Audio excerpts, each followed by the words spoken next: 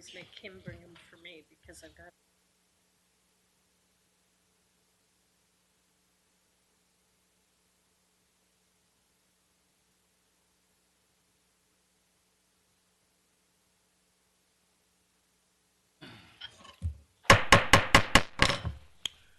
Let's call to order the Sparks City Council meeting of Monday, April 24th, 2017 with a roll call, please.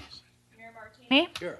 Council members Abbott? Here. Lawson? Here. Smith? Here. Bybee? Here. Deere? City Attorney Adams? Here. City Manager Driscoll? Here. We have a quorum, thank you, sir. Okay, if you don't like to stand, please, we have the invocation is by Bishop Matthew D. Lee, Church of Jesus Christ of the Latter-day Saints. Welcome, Pastor.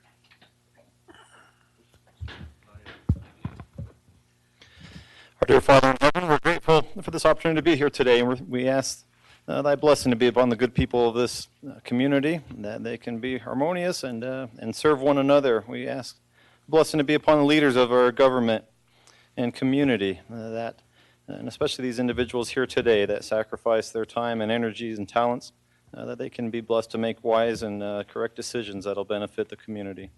And we pray for these things in our name of our Savior Jesus Christ. Amen. Amen. Amen. Thank you, Pastor. If you'd remain standing for the Pledge of Allegiance, Mr. Pat Cashell, would you lead us, please, in the flag? To the flag of the United States of America and to the republic for which it stands, one nation, under God, indivisible, with liberty and justice for all.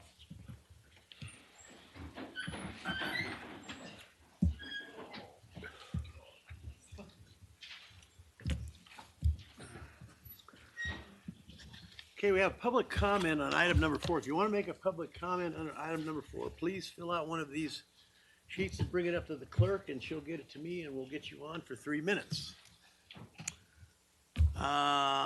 First, we have anonymous.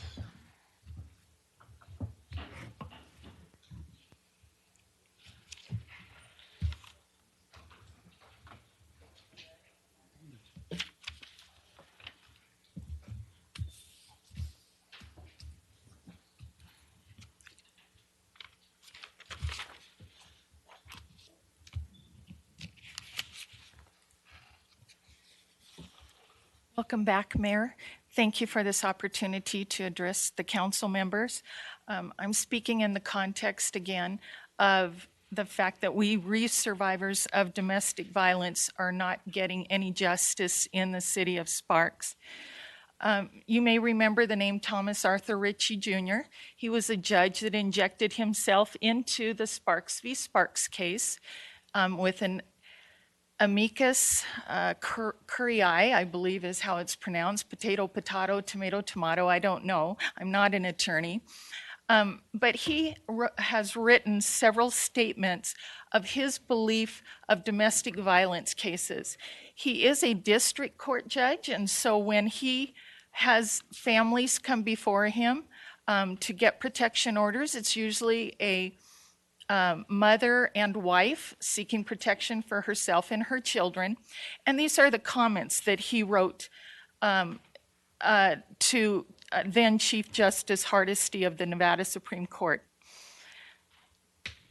Judge Ritchie states, "It is common for litigants to file for protection orders over and over as a ploy.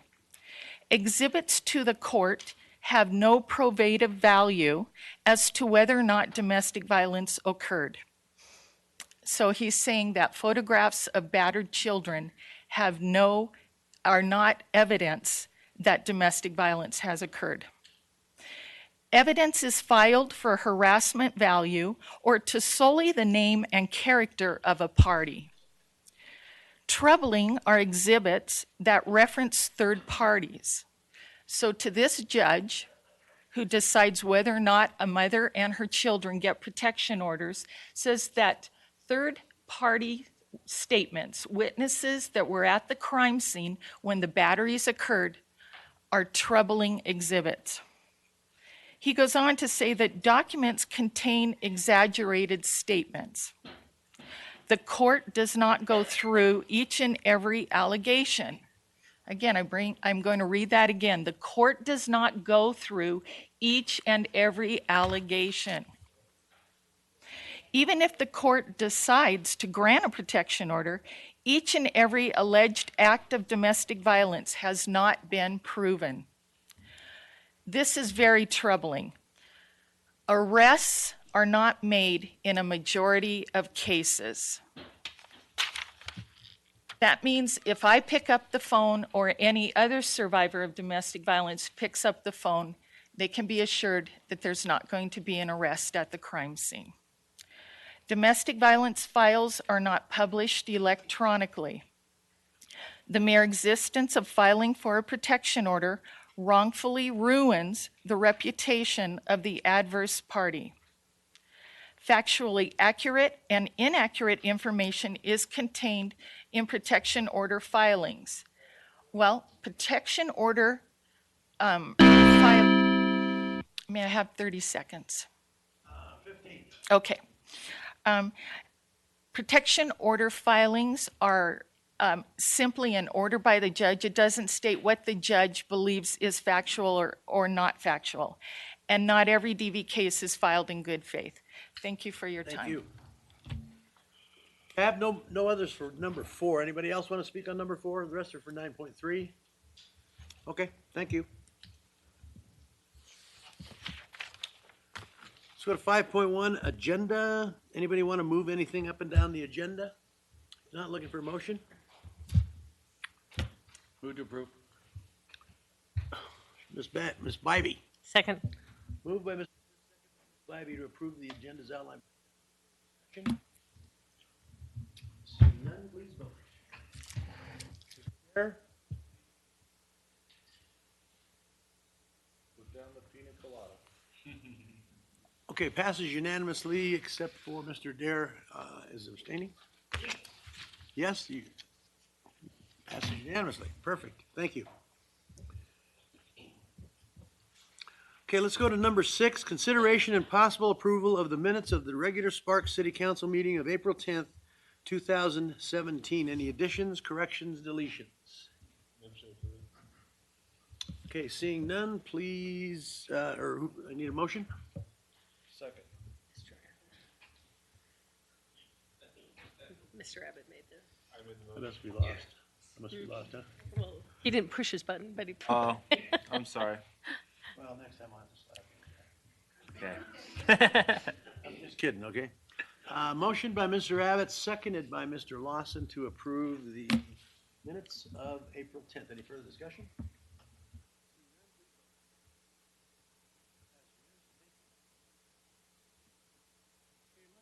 On to, Time well, delay. you gotta remember, he's a long way away. I don't think so. Okay, let's go to 7.1 Arbor Day. Miss Stiegel, is Andre here? Anybody from Parks and Rec? Come on, kids. Well, I'll read it anyway, and then we'll give it to them. City of Sparks proclamation, whereas in 1872, J. Sterling Morton proposed to the Nebraska Board of Agriculture that a special day be set aside for planting of trees. And Arbor Day was first observed with the planting of more than 1 million trees in Nebraska. And whereas Arbor Day is now observed throughout the nation and the world, and whereas trees reduce erosion of our precious topsoil by wind and water, cut heating and cooling costs, moderate the temperature, clean the air, produce life-giving oxygen, and provide habitual habitat for wildlife. And whereas trees are a renewable resource giving us paper, wood for our homes, fuel for our fires, and countless other wood products. And whereas trees in our city increase property values, enhance the economic vitality of business areas, beautify or our community, and are a source of joy and spiritual renewal. And whereas Sparks is recognized as a Tree City USA by the National Arbor Day Foundation, now therefore I, Gino R. Martini, Mayor of the City of Sparks, Nevada, do hereby proclaim April 28th, 2017 as Arbor Day. and urge all citizens to celebrate Arbor Day and support efforts to protect our trees and woodlands. Thank you. Tracy's here. Are you here, Tracy? I'll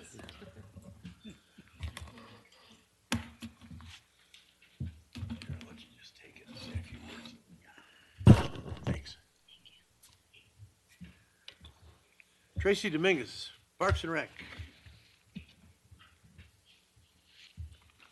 Good afternoon, Mayor Martini and council members. My name is Tracy Dominguez, City of Sparks Parks and Recreation Director.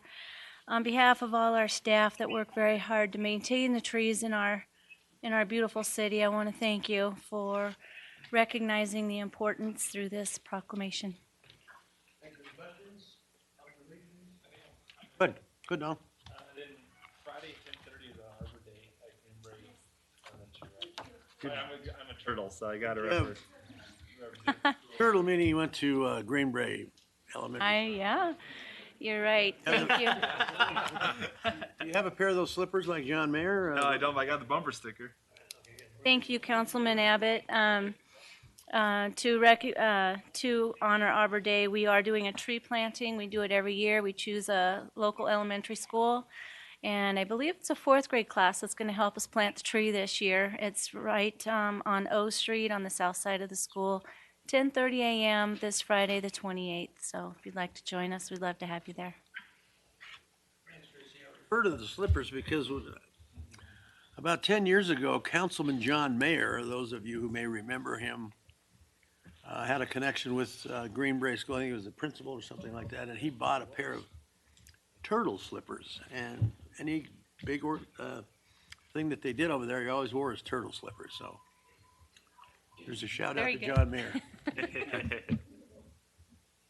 Okay, let's move on to 7.3, National Records and Information. 7.2.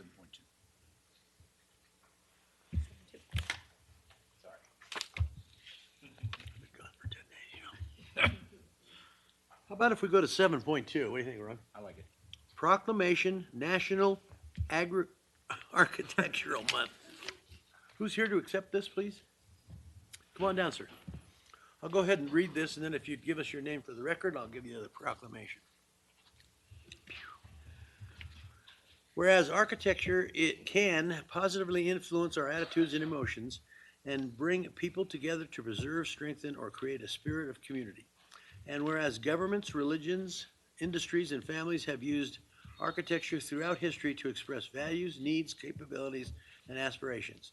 And whereas architects who work to build a better future for the city through well-planned, well-designed buildings and communities that embrace principles of livability and sustainability. And whereas the month of April is designated as National Architecture Month throughout the United States of America and its territories. And whereas members of the American Institute of Architects will join their neighbors in community exercises designed to install a greater appreciation for proper stewardship of the city's environment and natural resources. And whereas we recognize the many valuable contributions made by professional community and professional architects of Sparks, Nevada, and extend our sincere appreciation for the continued commitment to the public services by these professionals. Now, therefore, I, Gino R. Martini, Mayor of the City of Sparks, Nevada, do hereby proclaim April 2017 as National Architecture Month. Thank you.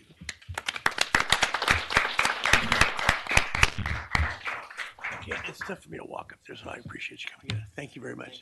Just say a few words and give us your name, please.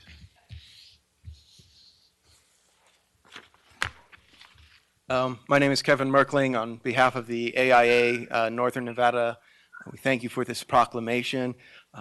As you mentioned, Mayor, we are preparing several experiences for the public in regards to National Architecture Month. Information about these are available on our Facebook page. They include some hands-on activities at the Discovery Museum this Sunday and our very popular architecture bus tour, of which I believe tickets are still available. So anybody who wants to be a part of that, it was quite successful last year.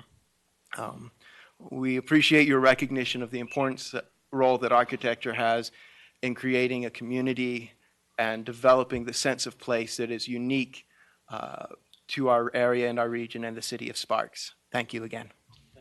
Questions, comments? Thank you very much. Appreciate it.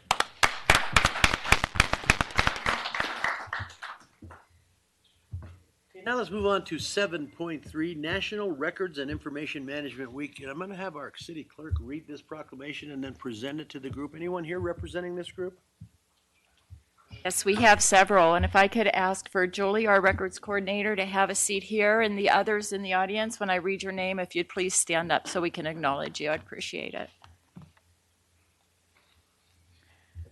Whereas National Records and Information Management Month was started in 2002 by records information managers, and whereas good record keeping and information management is an important part of business and required by law, and whereas the city clerk is named custodian of records per the city charter and is responsible for policies to manage and keep safe the records of the city, and whereas records employees manage systems that make it easy to find the records when you need them, determine how long records should be retained, dispose of records meeting their retention limit, and process records in accordance with policies, and whereas employees in various city departments work to comply with records management policies, now therefore I, Gino R. Martini, Mayor of the City of Sparks, Nevada, do hereby proclaim April 2017 as National Records and Information Management Month, and join with the City Council in acknowledging and thanking records employees Donna DiCarlo, Jolie Torres, Carrie Brooks, Cassie Dobbins, Bill Lush, Jeanette Martin, Teresa Wiley, Janice Borden, Sheila Ill, Delphina Rizzuto, Helen Elliott, Elena Heron, Samantha Miller, Dorothy Roth, Lori Shelvis, Marla Wetterling, Samantha Carr, Gerald Kaiser, and all employees who handle city records. In witness whereof I have unto set my hand and caused the seal of the City of Sparks, Nevada to be affixed on the 12th day of April. Thank you very much for all the hard work you records people do.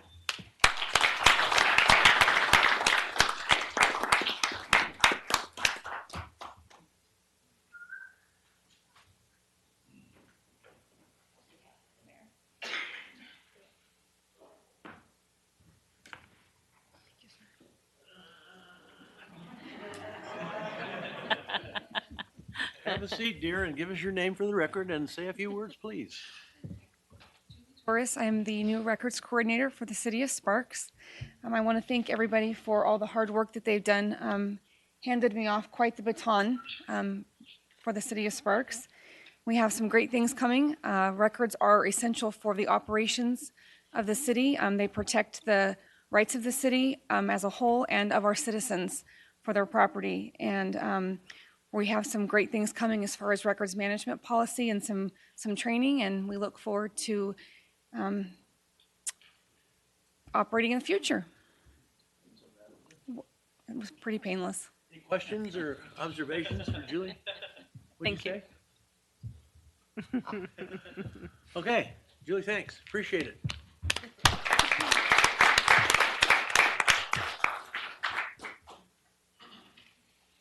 Move on to 7.4, presentation by the RTC, Draft 2040 Regional Transportation Plan. Mr. Gibson.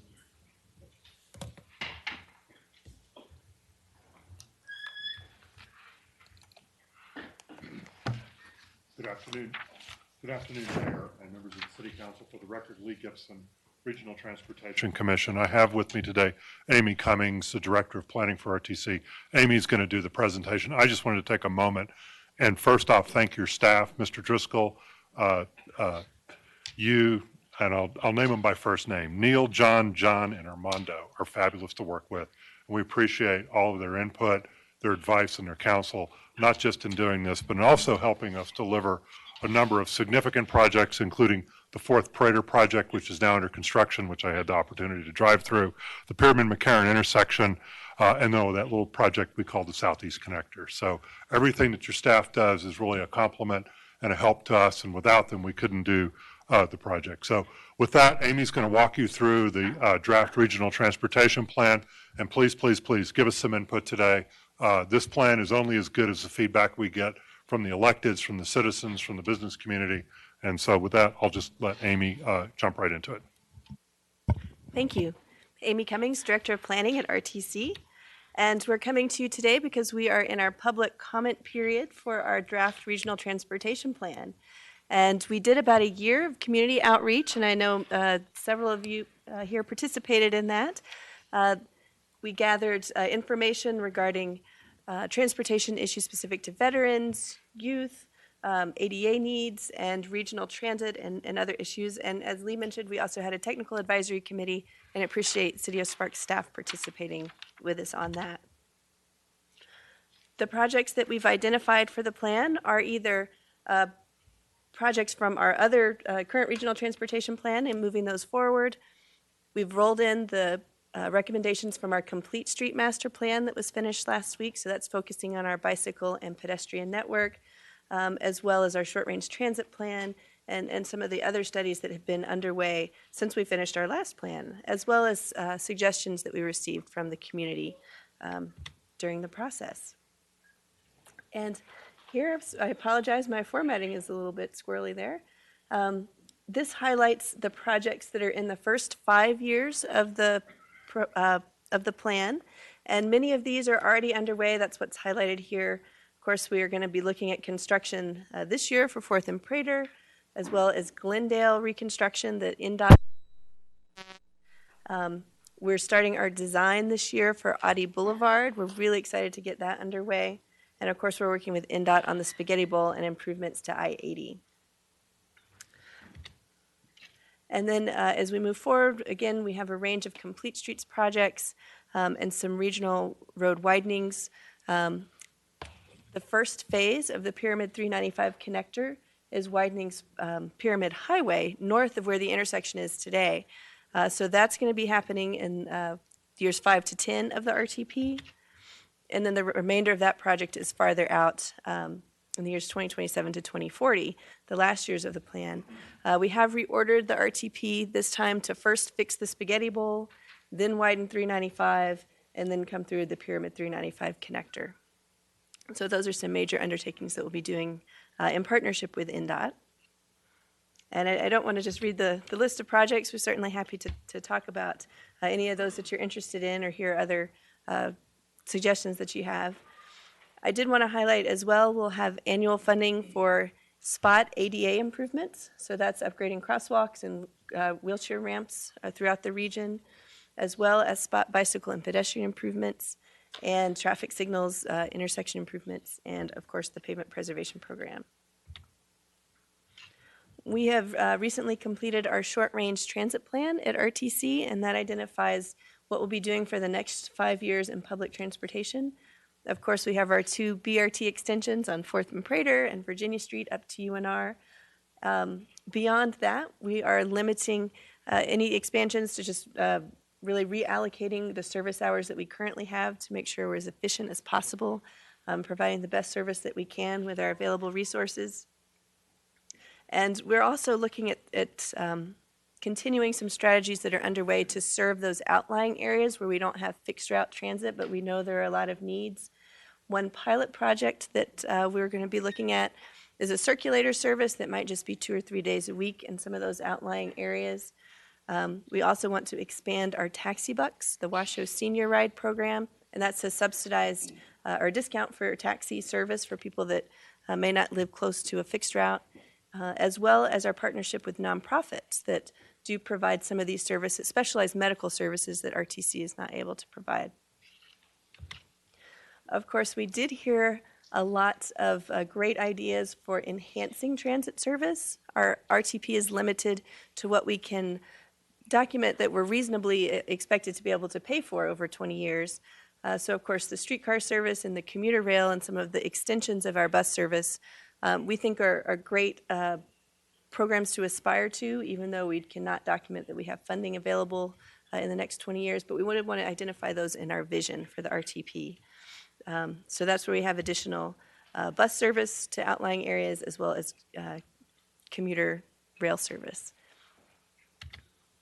And with that, we are seeking public comment over the next month, and we'll have a public meeting, open house tomorrow evening, 4 to 6 at the Discovery Museum. I believe Michael Moreno has brought flyers.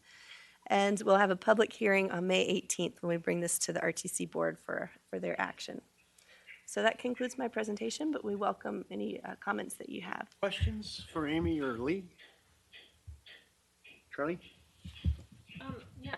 Your draft projects for 2022 to 2026, on the Sparks Boulevard multimodal, what does that include? And are we looking at, I know somewhere down the line there are widening of Sparks Boulevard. As we look at its connection to the southeast connector, I'm just thinking of from Pyramid, we're going to have a lot of traffic that are going to hook into Sparks Boulevard at Pyramid, take it all the way through town and across to the southeast connector. So can you kind of elaborate a little bit on the Sparks Boulevard plan?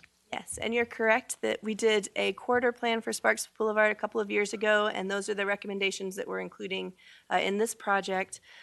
Certainly, as we get closer to design, we would do additional, refinement of that, and there will be more opportunities for community input. But we do have a widening in that southern portion of Sparks Boulevard because that's where the traffic volumes are highest and expected to continue to grow the most. When you get up into the northern sections of Sparks Boulevard, that's where it's more connecting the bicycle and pedestrian network, filling some of those gaps, as well as upgrading some of the intersections and doing some safety improvements. But the capacity is on the southern Okay, end. so when you say north, probably north of Disk or Bering? Did you get in through the residential areas of Sparks? Right, this is primarily designed to serve the more industrial areas, and I don't recollect the northern limit of that off the top of my head, but we can certainly provide that detail. Thanks for coming in today. I had asked this question at the RTC about Clean Water Way. We've got anything going on with that? Mr. Mayor. Yeah. Mr. Mayor, if I may.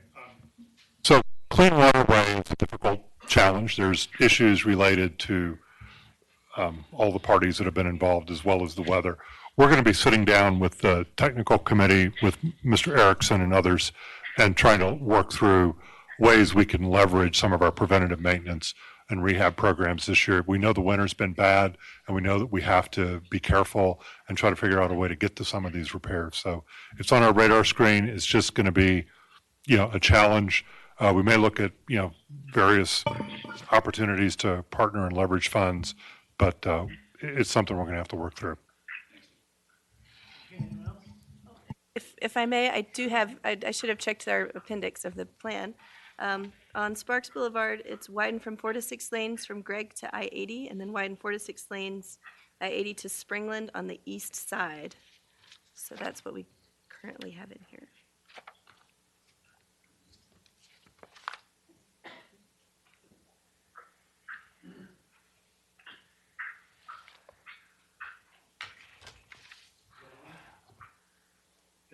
That's it.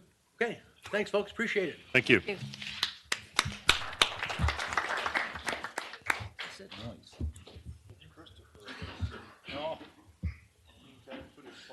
He's got nothing.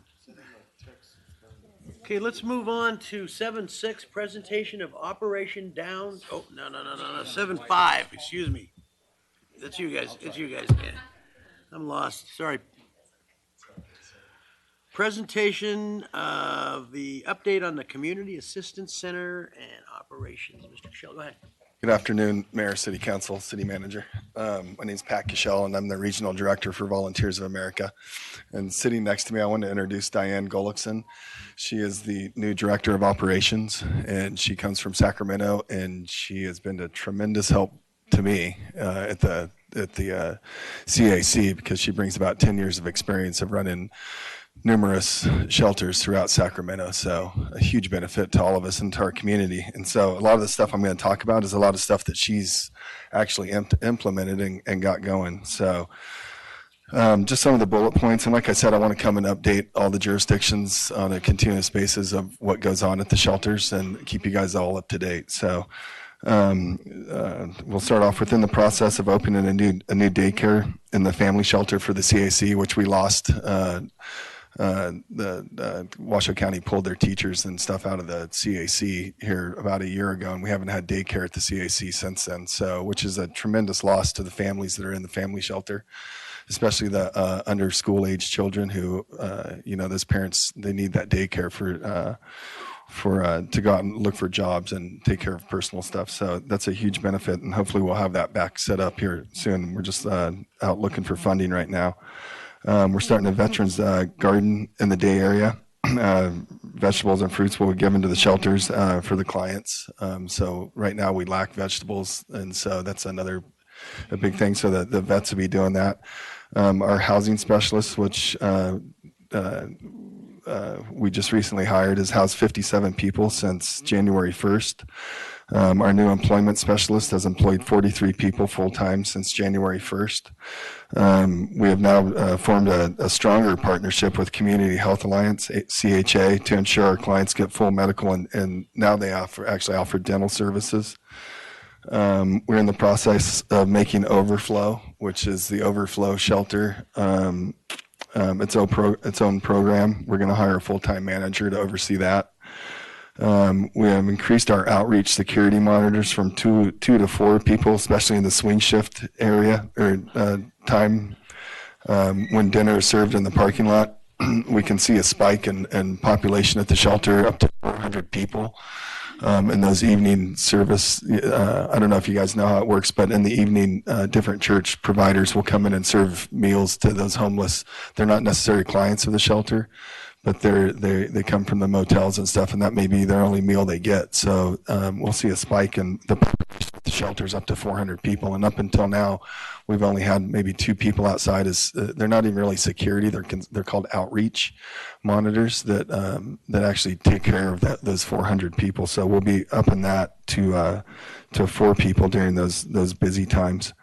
We're going to be holding a client appreciation day at the end of the month. Outreach monitors will be cooking hot dogs and hamburgers for all the clients towards the end of the month. We're in the process of having our first annual job and housing fair in August. All providers will be asked to participate to share resources with the homeless clients. This is a big one. Right now, the current length of stay is 33 days for our clients at the shelters. According to HUD standards, a really good outcome is 30 days. So at 33 days, we're right there. So our average length of stay at the shelters right now is 33 days, which has come down tremendously in the last couple of years. The motel vouchers the funding that we received this year, we're using that. We've currently placed 12 families in motels since January 1. Just last week, RPD came over and held a de-escalation and situational awareness training for all of our staff members.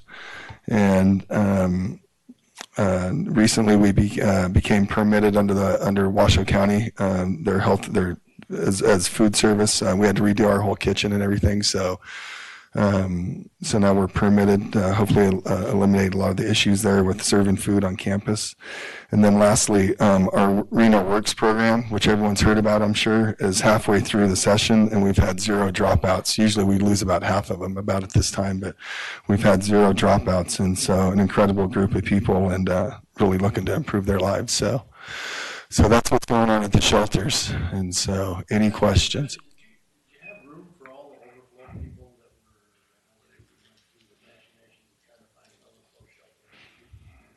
We did, and well, we're working on it, and so we're looking for that property, and we've identified a couple pieces of property, so we're working on those. But we did just we got bunk beds now with the new the current overflow, so we'll go from 96 people up to 150 people. I'm just waiting on we ordered a new van.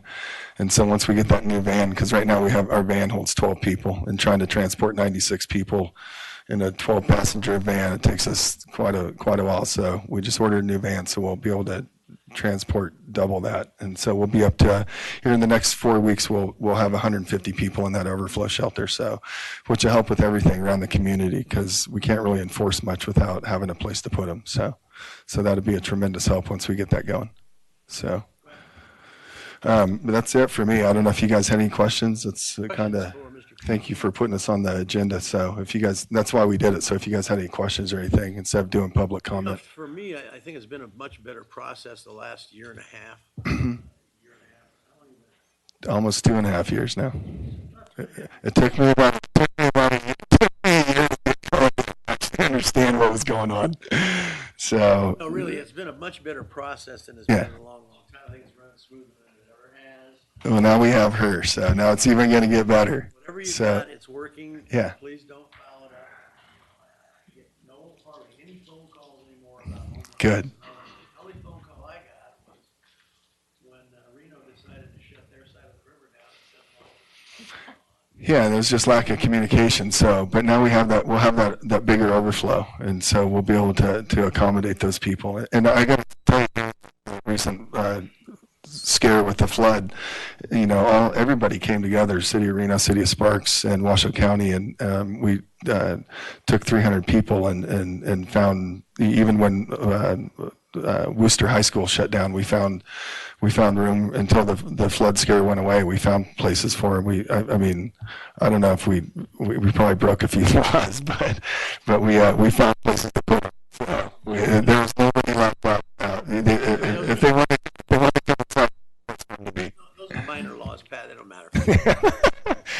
Yeah, you've been talking to my dad too much. Thank you for the update. Yes. I appreciate, because of our investment Absolutely. in the CAC, knowing what you're doing and the progress is slow but sure, I think. Absolutely. And really enjoy hearing of your progress and looking forward to see, is it Denise? Diane, to seeing what Diane brings to the table, coming from another region and having that kind of experience. Looking forward to future updates and what you bring to us. Thank you. And we should be proud of our shelters. I mean, I've been to a lot of shelters, and we have one of the nicest facilities I think the nicest facility that I've ever been to. So we do a lot for our homeless population. I don't think the cities get a lot of recognition for that, and you guys deserve that recognition, because we truly do a tremendous lot and pour a lot of resources into helping those that need the help, that want the help. So I congratulate you and thank you guys just as much. So, okay. Thank you.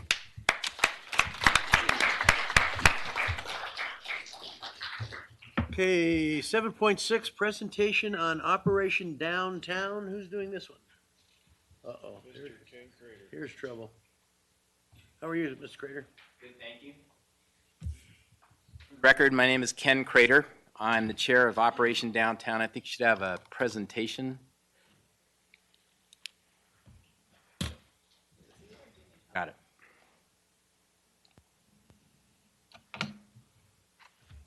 So thank you very much for hearing me today. I believe what we're doing with Operation Downtown clearly applies to the entire community, and it really needs to be regional in nature.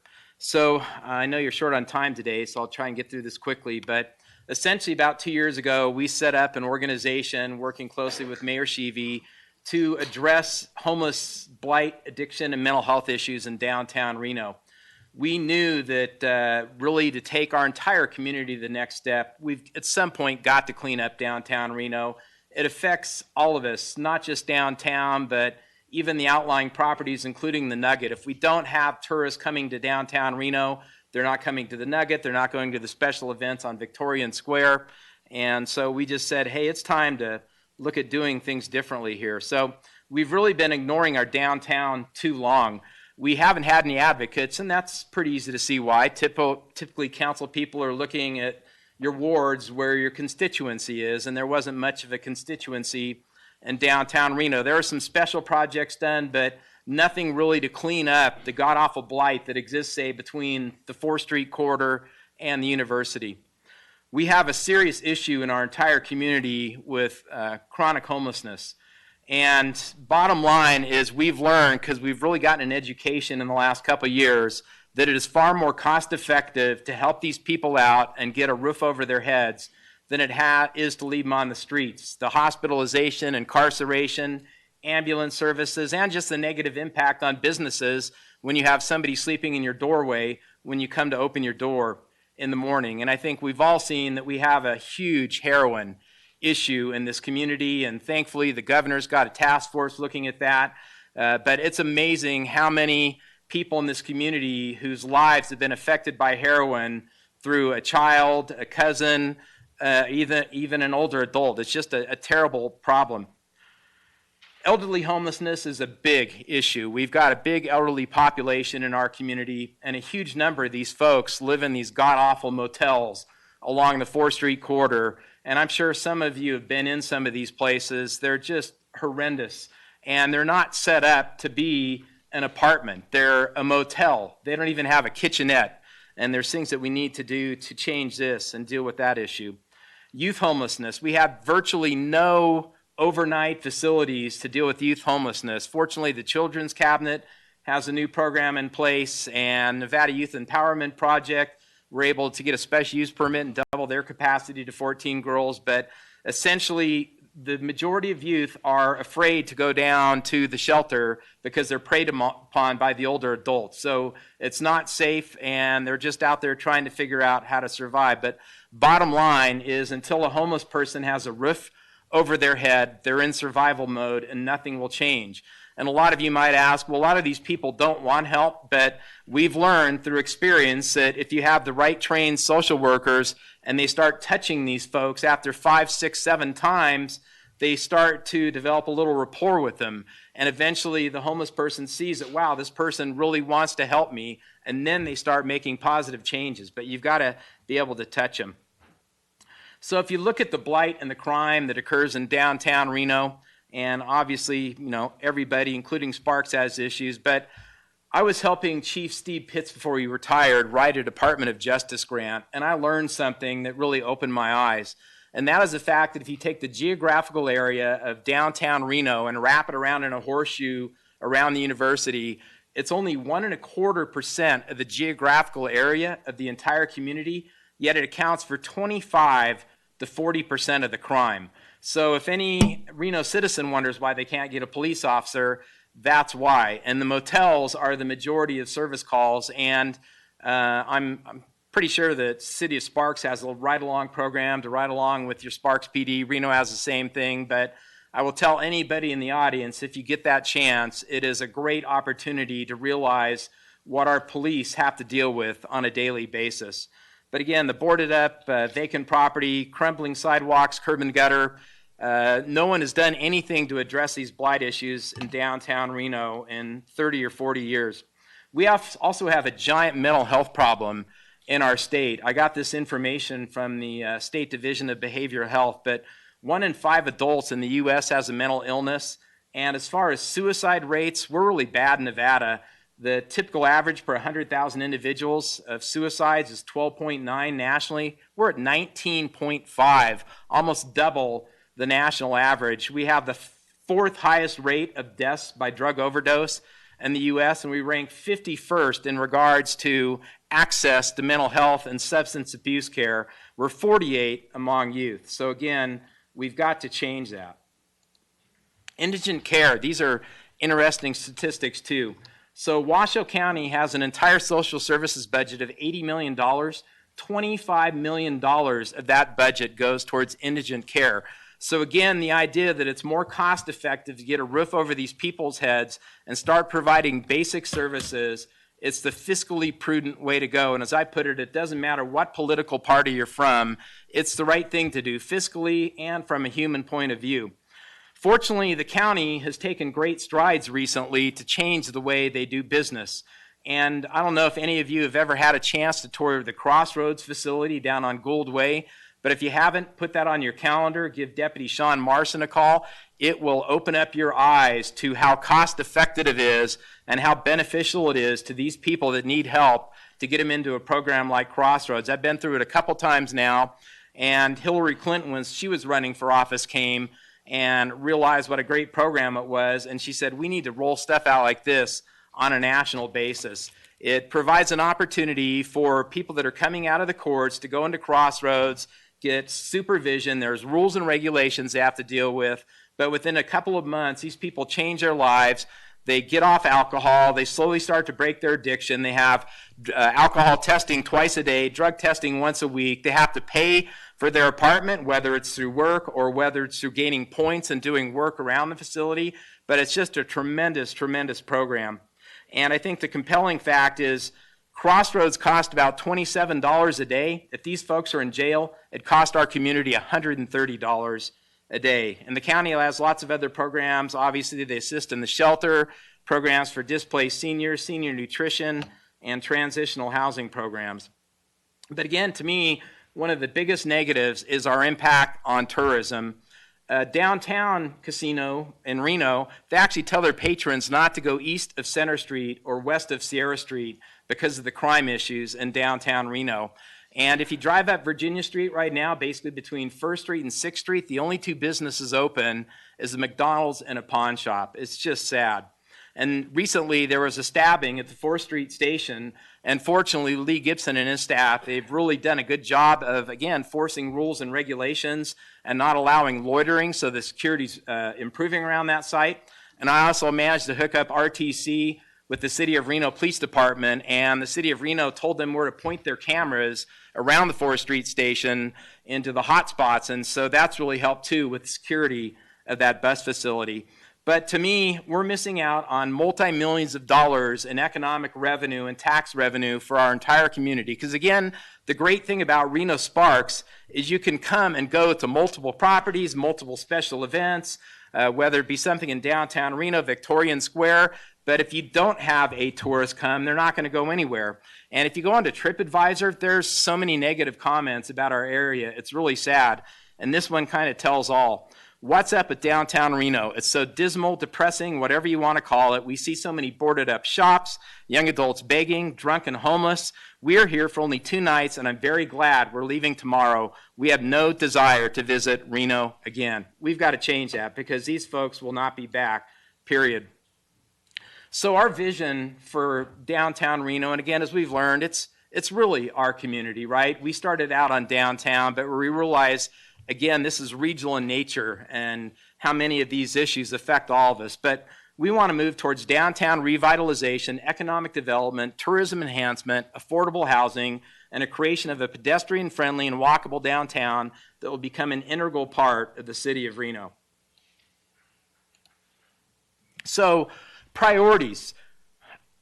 I thought this was really cool that we use this community-based weighting system. Having a background in transportation engineering, I've done this in many projects before. We actually came up with 100% consensus on our priorities in Operation Downtown, and the #1 priority was providing permanent supportive housing with supportive services. Second was blight reduction. 3 was addressing mental health and addiction issues. And 4th, creating a walkable downtown with the Truckee River as a welcome mat. There are great solutions out there, and I go to the city of Denver, and a couple of you were fortunate to be able to meet Robin Kinich, who's a councilwoman for the city of Denver, who just came last Thursday for the Community Foundation of Westerns Nevada community event. And I'm getting her to hopefully give me some updated stats on this, but in 2006, the city of Denver started a study. They took 150 people and put them into permanent supportive housing, and the results were absolutely incredible. If you go down through this list, the emergency room visits, day and night, reduced 35 and 40%. Inpatient night visits reduced 80%. Overall patient costs down 2/3. Detox visits reduced 82%, or almost $9,000 per person. Again, these are 2006 numbers. Incarceration costs were reduced 76% by getting these people into a permanent supportive home. They saved an average of over $31,000 per person over the 2 years of this study, or close to $5 million for 150 people. As a result, the numbers were clear that they were able to provide comprehensive supportive housing at less money than we pay to put these people in jail, in ambulances, the hospital, not to mention, again, the negative effect on our economy. And to me, the statistic I love is the fact that while these people were in permanent supportive housing and improved their lives, they increased their income by 250%, which means now they're better able to take care of themselves and be less of a burden on society. Not to mention the improved quality of life and reduction of the number of people on the streets. So other solutions beyond permanent supportive housing, and this again applies to the city of Reno, but maybe, the city of Sparks, doing a special assessment district. Unfortunately, what you have going on right now in Victorian Square with J. Carter Witt and the new apartments is fantastic. But in Reno, we've done all kinds of special assessment districts through the years in the residential neighborhoods, but none in downtown Reno.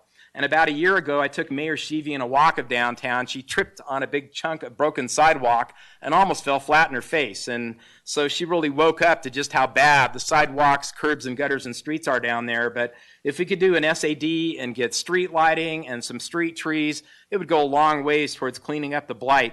And then also, this is, again, a regional problem, but all the vacant and boarded up properties that we have in our community, we all know that our big issue with taxes in this state is really depreciation, depreciation, depreciation. And there's a whole lot of us trying to build a coalition to force the legislature to change that. And I think the next session, if not this, there's a good chance we'll finally get there just because of the people waking up. But these properties don't pay anything in property taxes because they've got 75% depreciation on the structure. And a lot of them have more money to the community and calls for service than they generate in taxes on their property. And we've got to change that. But also, one thing we're learning has been a huge boon in a lot of major communities throughout the country is what's called an ambassador or navigator program. And fortunately, I believe we're going to be able to finally move forward with this in Reno. I think you might have seen the news, and I made a presentation to the RSCVA a couple weeks back. Councilman Lawson was there. But these navigators and ambassadors truly help because they allow the police to do their job. And case in point, the other day I was walking down to Reno City Hall from my office, and here was a poor guy passed out, likely drunk, and there was 2 uniformed police officers there dealing with it. If we had navigators, the navigators would be there who make private wages. They work great with the police. In fact, if you go to Sacramento where they have this program, the police and the ambassador and navigators love each other. They work closely together. But now we don't have policemen dealing with 2 to 3 hours with somebody that's drunk and passed out. The navigator can deal with it, and now he's not likely going to jail. The navigator is going to try and get him into detox or a facility that can actually help this person get through it. So again, it's a way to decrease costs and actually provide a service that helps these people get off the streets of our communities. Again, a lot of different communities have these programs, and here's what they typically do. They direct, guide, and assist visitors. They escort employees and patrons. A girl gets off work. She's afraid to walk to her call. She can flag down an ambassador. They'll take her to her car. They serve as eyes and ears for law enforcement, document and report graffiti, and they're trained to deal with aggressive panhandling. San Diego has a great program. An ambassador navigator will walk right up to a panhandler and just stand there, and they know exactly what to say to people that come up to explain, hey, here's a better way to give your money because this person's going to use it to buy drugs or alcohol, and it makes a huge impact on reducing panhandling. And I did send Steve a copy of a report that was prepared by the Department of Justice, which has some really good ideas in there for dealing with aggressive panhandling and also deter drinking in public. But again, I think we're going to get there with this business improvement district. I'd love to see it apply to all the resort areas because when we have special events, everybody has the same problems that we have in downtown Reno. Some examples: Cleveland, Ohio, they have a Clean and Safe and Ambassador program. Grand Rapids, Michigan, Raleigh, North Carolina, and Sacramento, California. And if you've been to Sacramento, you've seen the gentlemen in their bright yellow shirts. They're called bumblebees. My wife and I started going to Old Town Sacramento roughly 20 years ago. Just as they were starting this program, we fell in love with the River Cats before the Reno Aces came to town. And at that time, the crossing between Old Town Sacramento and now where the new stadium is was basically a homeless encampment. There's nothing in that sort now. And the ambassadors actually go through town now at 6 a.m. with the wake-up call. And if you are sleeping down there, it's time to get up and move along so you don't impact businesses. It's a great program, and it's going to make a great difference in our community. So to conclude, no more studies. We can get a real business plan together to deal with these issues. We know it's more cost-effective to provide this affordable housing with supportive services and get these folks off the street. And when you add the economic impacts into our community, it can be absolutely huge. Also, we're working to institute a new motel interdiction team. We had that before the the fiscal crisis, and that will make a huge positive impact in reducing crime, dealing with all the sex trafficking that goes on in those motels. So we're working towards that too. But again, to me, this is something that's truly regional in nature. And the good thing about Operation Downtown, we're breaking down the silos. And at any given meeting, you'll see 2 or 3 nonprofits or social service agencies or businesses talking, realizing they're sort of thinking about or working on the same thing. And next thing you know, boom, we're off and running. We've done things like get 25 vouchers approved. We've got 25 people now off the streets of our community into permanent supportive housing. We're able to get the county and Hopes of Northern Nevada to agree to put in case management for those 25 folks. We've got another 25 vouchers. We're working on the rest of the case management. We've opened up a lot of these nonprofits to other grant opportunities. And in fact, this weekend, I'm on the College of Engineering Advisory Board, and I ran into a gal that works for the Terry Lee Wells Foundation. They want to give a new significant grant to help the homeless, so I'm hooking her up. So there's a lot of good things going on. And now we're also starting our new Affordable Housing Forum, and Councilman Smith's been involved in that. But our goal by the end of this year is to truly have a roadmap in place for affordable housing in all spectrums, all the way up to 120% of area median income for workforce housing. We've got a great opportunity here in Nevada and in Northern Nevada if we can provide that workforce housing. So I'm very excited with everything going on, and I greatly appreciate the opportunity to come here today. And I'm going to leave you with a quick story about 12 years ago, we had the Conference of Mayors here in the League of Cities, and I was fortunate to be the docent to walk the mayors from Wingfield Park to Idlewild Park and drop them off for breakfast early in the morning. And I must have had 50 or 60 mayors on that tour. And I cannot believe how many mayors came up to me during that little walk and said, Ken, you don't know how lucky you are for 2 things. 1, you have this beautiful river going through the middle of your community. But 2, you have no idea how lucky you are to be in a prosperous and growing community. Our community is stagnant, or our community is losing economic activity, and it's just awful for all our constituents. So we are lucky.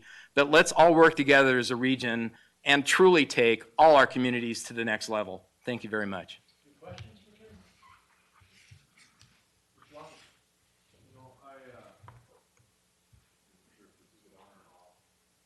That on when it's off? Yeah, you're good. There we go. See, Teresa's got me confused. I asked Ken to come and give this presentation. I heard it at the RSCVA, and the ambassador program sounds just awesome to me as a way to be proactive and to get people help, but also to free up our policemen.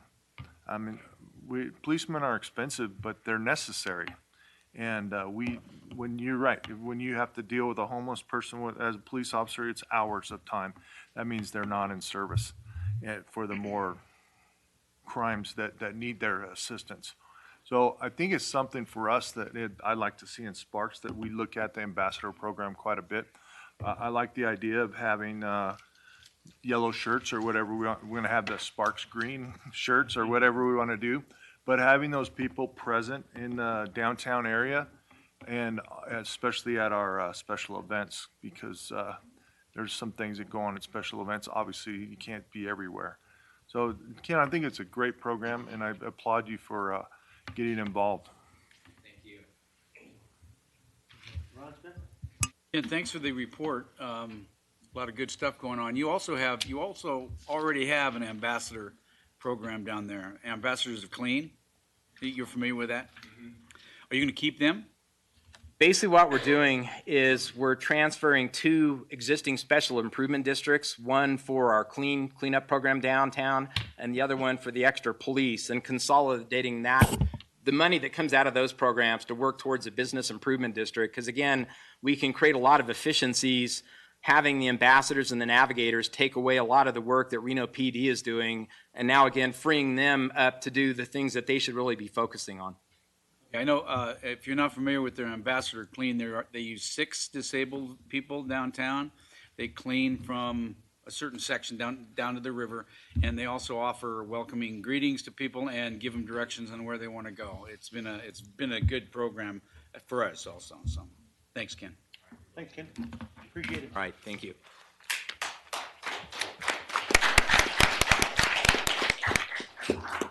Let's move on to consent items 8.1 through 8.8. Anybody want to pull a consent item? If not, looking for a motion. Ms. Bybee.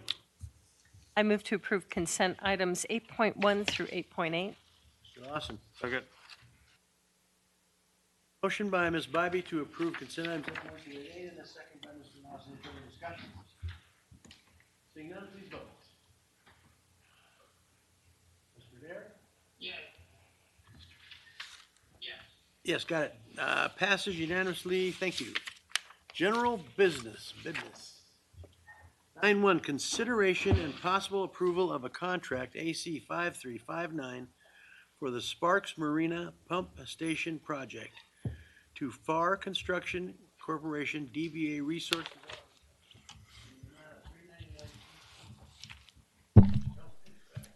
Yes, thank you, Mayor Martini, members of council. For the record, Andy Hummel, Utility Manager for the City of Sparks. This item being presented today is a construction contract for our Sparks Marina Pump Station project. This station maintains the lake level at the Sparks Marina. It's basically located in the southwest area of the marina. It's currently an existing open air pump station. It's been there since about 2000. It's nearing the end of its useful life, both in age and capacity. We've seen the water flows increase marginally over the last several years, so it's time to do something. This contract consists of replacing the existing pumps with larger ones, upgrading hardware, and building a block building to match the existing ones out there. We received 3 bids. Our construction was the low one. No abnormalities with the bidding process, so we recommend approval. And that concludes my presentation. Questions for Mr. Hummel? Mr. Smith? Andy, that's just one pump, right? That's not both of them? Yeah, we have 2 pumps out there. This one, it's the southwest corner. It's by the bathrooms and the fishing dock. We have a larger one at the southeast corner that's actually, the pumps are out on the lake. Those ones are emergency use. With the upgrades that we're doing, we think we'll be able to eventually demolish those and get them out of there. But after the winter we just had, we're going to watch that for a little while. You're going to always have 2 pumps, do you think? It's going to be necessary? Possibly. We're going to see how this operates and make sure we can keep up with it, that we don't see any further increases. Just for the audience, we pump, what, 3 million gallons a day out of there? Yeah, we pump, right now 3 million gallons a day. Originally, these did about 2 million gallons a day, and we saw that increase. That's connected to the remediation district with the tank farm. They've slowed up their pumping as that's been cleaned up, and we've seen our side increase. Thank you.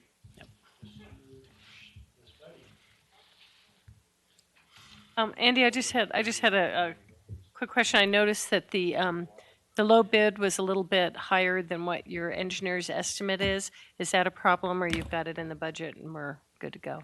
That estimate was a little old. This project, we've been kind of having to watch the weather. It's a certain time of year we needed to do it.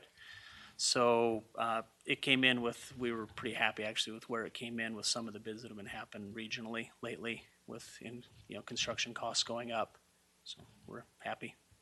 Budget is there then to cover that. Okay, thank you. Ron Smith? Make a motion if you're ready. Go. I move to approve the contract as presented by staff. Good. The second? Mr. Abbott? I'll second it. Moved by Mr. Smith, seconded by Mr. Abbott to approve 9.1 as outlined by staff. Any further discussion? Seeing none, please vote. Yes. Passes unanimously. Okay, let's move on. Thanks, Andy. 9.2, consideration of possible approval of a consulting contract with House Moran Consulting. I was gonna say Moran, Inc. for the Research 9 flood control channel analysis in the amount of $92,000. I was gonna say House Moran. I know. So you're going there. Thank you, Mayor. City Council, John Erickson, City Engineer. Joining me today is John Martini, the Community Services Director, who will go over the historical regional flood control program on this item. We haven't got that much, have we? Reach 9 is a proposed regional flood control facility located in Impact Service Area 1. Where it is located, This is Reach 9 here, and this is approximately on the Dolores is here. The flood channel will come down, go on to the west side of Pioneer Meadows, and then drop down into the Sparks Detention Basin located here. The contributing drainage area is off to the west. It follows the ridge line of the Lemon Valley and Golden Valley ridge line, which is prone to flash flooding and substantial sedimentation.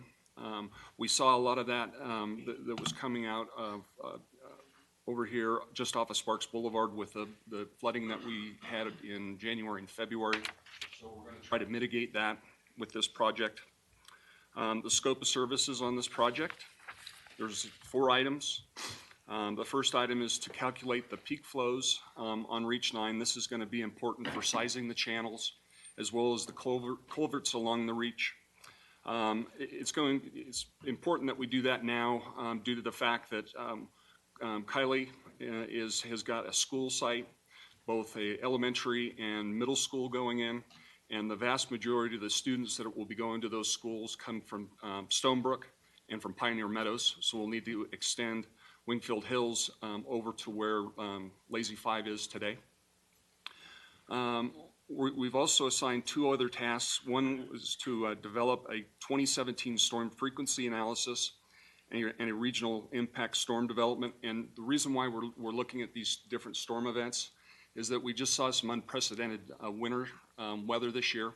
And then every once in a while we get those thunder boomers out in Spanish Springs. And so we want to make sure that what we're designing for the Reach 9 project is adequate for those storm events. And then lastly, the task 4 is to go through a sedimentation, transportation accumulation analysis. Again, what we saw during the snow event and the rain event in January and February was a tremendous amount of sedimentation. So we want to make sure that if we can deal with that right now, that's what we would like to do with this analysis. With that being said, that concludes my portion of the presentation, and I will hand this off to Mr. Martini. Thank you, John. Mr. Mayor, members of the council, I just wanted to take a moment. In my opinion, the Sparks City Council has always done one thing very well for as long as I've been here, which is 17 years now, and that is planning and ensuring that new development finds a way to pay for itself, and that as our city grows, we have a concurrency of infrastructure to support it. The case of the contract that Mr. Erickson has before you today has its roots back to 1994 when this city council, of course it's a few generations back now, approved the North Sparks Sphere of Influence Plan, which brought 7,200 more acres into the corporate boundary of the city of Sparks. When they made the decision to bring the NSSOI in, they made a second decision, and that was to come up with a financing plan to pay for the infrastructure. That was approved in 1994. It went through several generations until 2002 when it was converted to an NRS 278B full impact fee program. This council knows it as Impact Fee Service Area 1. You'll all recall I was here with Mr. Moran was actually here, or Mr. House, sorry, his partner, as we went through the land use assumptions, capital improvements plan, and new impact fees for this area. John mentioned the storms we went through, starting in October all the way through February. I'm happy to report to this council that the investment the Sparks City Council has made through its impact fee program paid off. All of the flood control that is in place was active, and it worked in a safe and efficient manner. And I think it's something we can all be proud of. This council has put its money where its mouth is. Our development community has supported that decision. As of today, we have a $15.8 million flood control capital improvements plan in Impact Fee Service Area 1, the old NSSOI. $11.9 million worth of that work, roughly, has been done. Reach 9 is one of the last remaining flood control structures to be built. The work that John brought before you has its roots back 23 years. It's a consistency of this council. It's a consistency of the way this council has wanted development to go. And I urge your support to approve this so that we can continue to do things the best we can and in the right way. and thank you. Any questions for John or John? Mr. Smith? John and John. Not only this council, the citizens of Sparks has stepped up to absolutely take care of our flood control issues, and it's no secret that we've had some problems and we fixed them. But I appreciate all your comments, especially on the money that we spent. I don't even know what to call it. The Pioneer Lake, what is it? Does it have a name? Well, my staff affectionately calls it Lake Martini. Yeah. Martini. I take it back to its originator, Lake Matzel, the man who designed it. It was built as a source to fill material out to lift Pioneer Meadows out of the floodplain. It is currently a private body of water that's owned by Lennar. I believe corporation still has it. Ultimately, it'll end up in the Pioneer Meadows HOA. That is filled from underground, just like the marina. Yes, and if you notice right now, it's very, very full. And that's getting to my point. I'll call them the sloughs out there where you're talking about the drain. They're full, and I haven't seen water in there in a long time. So is this where the Reach 9 project will drain into that? After doing some research on that, it appears that the lake has been identified for the Pioneer Meadows storm drain waters. So we'll have to do a little bit of research and check with legal whether or not we can place that water into that Lake Martini, as we call it, or does it have to go in to the dam itself? So we'll be looking at that. It was pretty dry about 2 years ago. Yeah. Anything else? Okay, looking for a motion. Whose is that? Ms. Bybee. I move to approve the consulting contract as presented by staff. You have a second? Second. We have a motion by Ms. Bybee, second by Mr. Smith. Any further discussion? 9.2 we're talking about here. Okay, seeing none, please vote. All right, Christopher, good job. Anybody else? Aye. Aye. Aye.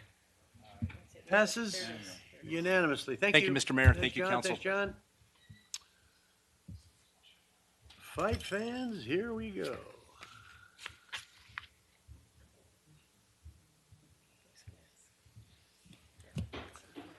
Okay, 9.3, consideration, discussion, and possible approval of a fiscal year's budget recommendations.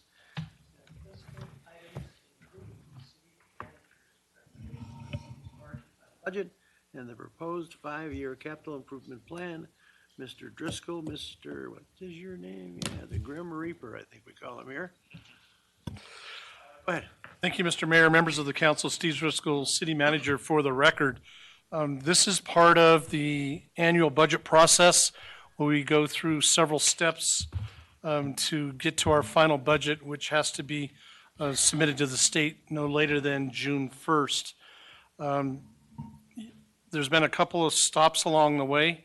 We have conversations about strategic plans, usually in the late fall. And then we had a workshop in February that gave us some direction. What we're going to do is walk you through kind of where the budget is.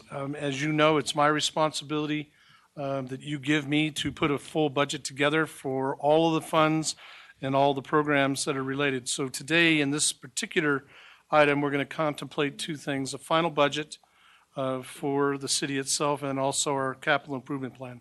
So with that, I'm going to let Jeff kind of walk us through where we are, and then he'll bring it back to me because I have a couple of things I want to specifically deal with you today.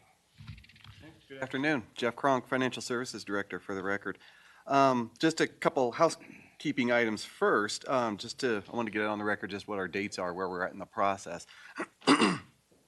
And I apologize for my voice ahead of time. I've been battling a cold a little bit, so if I have to keep clearing my throat, that's why. As Stephen mentioned, we need to file our final budget by June 1st for the subsequent fiscal year. Before that, the key date is going to be May 22nd is what we're planning to bring the final budget back to you. That's a regularly scheduled council meeting, both for the city and the redevelopment agency. And at that time, we're required to hold a public hearing on the tentative budget, which has been filed. It needs to be filed every year by April 15th. So we're going to hold a public hearing on that tentative budget in compliance with state law. And then right after that, we're going to present to you the final budget document that's in the state form. So what's before you today is actually meant to be more readable, hopefully. It's quite a bit of a book that was included in your packet, but trust me, it's a lot more readable than the state document. But by state law, we have to get that to you. This is a legislative year, so should the legislature take action that affects us late in the process, something that we either don't know about or hadn't planned about in our budget, they do allow us 30 days after June 1st to file an amended budget at that time.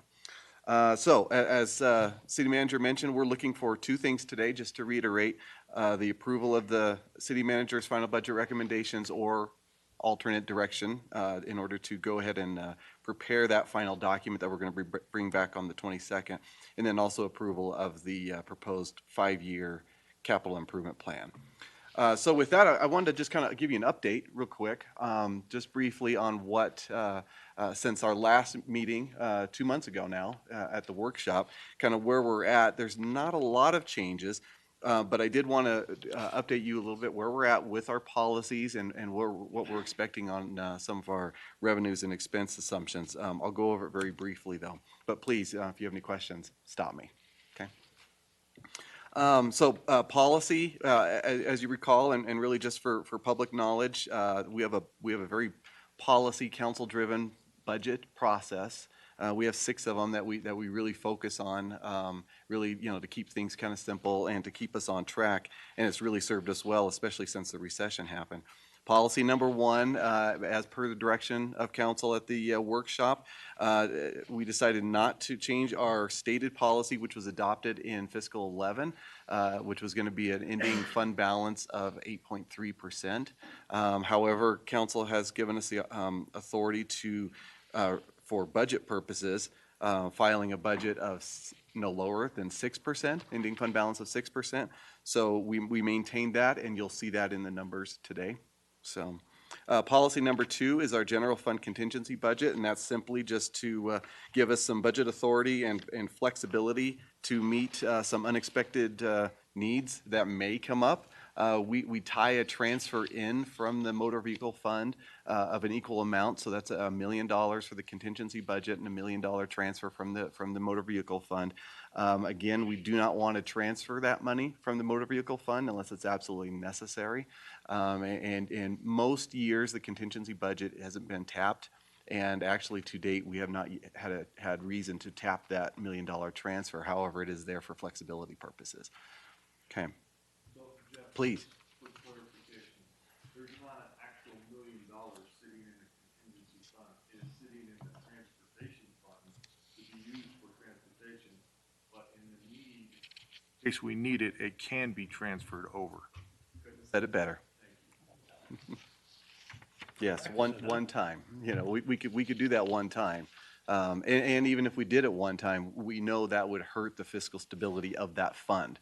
It's really there for emergency purposes. Last minute stopgap. Don't get to print money like the federal government. Sir. The third policy that we have is a transfer of resources from the general fund to the capital projects fund. The reason we have that policy is to help make sure that we're staying invested in our infrastructure and technology needs. The policy states that we transfer 2.5% of the budgeted general fund revenues into the capital projects fund, plus amounts that are identified for technology, software and hardware needs. However, this year, if you recall, we had a discussion about this at the workshop, and no real changes from there. We came into this process when we had our initial assessment of things, if you will, about $1.8 million short of what we were expecting for a 6% ending fund balance for next year. So we part of the city manager's recommendation, which we had discussed at the workshop, was to remove about $1.6 million out of that transfer. So this policy we're not meeting our policy this year. We're going to be short of it this year, meaning next year. Fiscal 18, we're going to be short of our goal, of our stated goal. But that was strategic in nature, and the capital projects activities that were postponed, and we have to think of it that way. This isn't a permanent, we can't not do these things, but these are things that we can delay for a little while and buy us some time. So that came to the tune of about $1.6 million, or I'm sorry, about $1.8 million, 1.6 out of fiscal 18 and another 200,000 out of fiscal 17. So we reduced that planned transfer. Policy number 4 is to commit business license revenue to the stabilization fund. So commit is a accounting term. I won't bore you with the GASB discussion because we had that many years ago. Those of you who are new, if you're very interested in it, come see me and, I'll help you sleep at night. But suffice it to say that the stabilization fund, different from what Councilman Lawson had just mentioned, is an actual pot of money that's separate from the general fund, and which we had to drain back, I believe it was in 2011 during the recession. 'Cause that's what it's for, to help stabilize things during 2 different purposes. One, if we have a general fund shortfall in our money, if it declines 4% or more, or if we have expenses from a natural disaster. So back in 11, we had to drain that fund, so it was council's policies to slowly build that back. And we've been doing that when we can, to the tune of about $200,000 per year. This year, as you know, we also had the emergency floods, which did cost some money in the general fund, and we're planning to bring a separate item, I believe at our next council meeting is what we're planning, to draw funds from the stabilization fund to help pay for those expenses that we incurred in January related to the floods. We're expecting right now about $251,000. So we're going to draw on that. Excuse me. Next year, the city manager recommends putting another $200,000 in there. So net, after we're washing everything through, poor pun, next year we should have about $388,000 in that fund. Not a lot, but something we do need to slowly keep building back. Jeff, on the, with the flooding, are we eligible or anticipating any federal funding, federal fund relief? And I know that isn't in the bank tomorrow, but is that something that might reimburse and then we could put the stabilization fund money back in the fund if we're reimbursed? Do we anticipate any? Well, anticipate, I don't know, but we are going through the steps. So we're working with FEMA representatives and creating their projects and getting all the documentation that they need, which is going to be extensive. And to your point, it likely wouldn't be very quick, although I do expect this is just a mostly cleanup type stuff.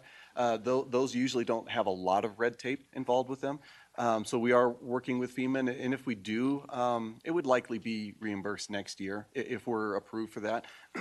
Excuse me. It is a little different this time than what we had experienced in previous, is that everything is going to be flowing through the state. So FEMA, it's like a pass-through. So FEMA will grant the state the money, and then we would actually apply to the state. So we are working through that process, but we have not booked, and I don't expect it from the standpoint of it's in the budget, but it's possible. Okay.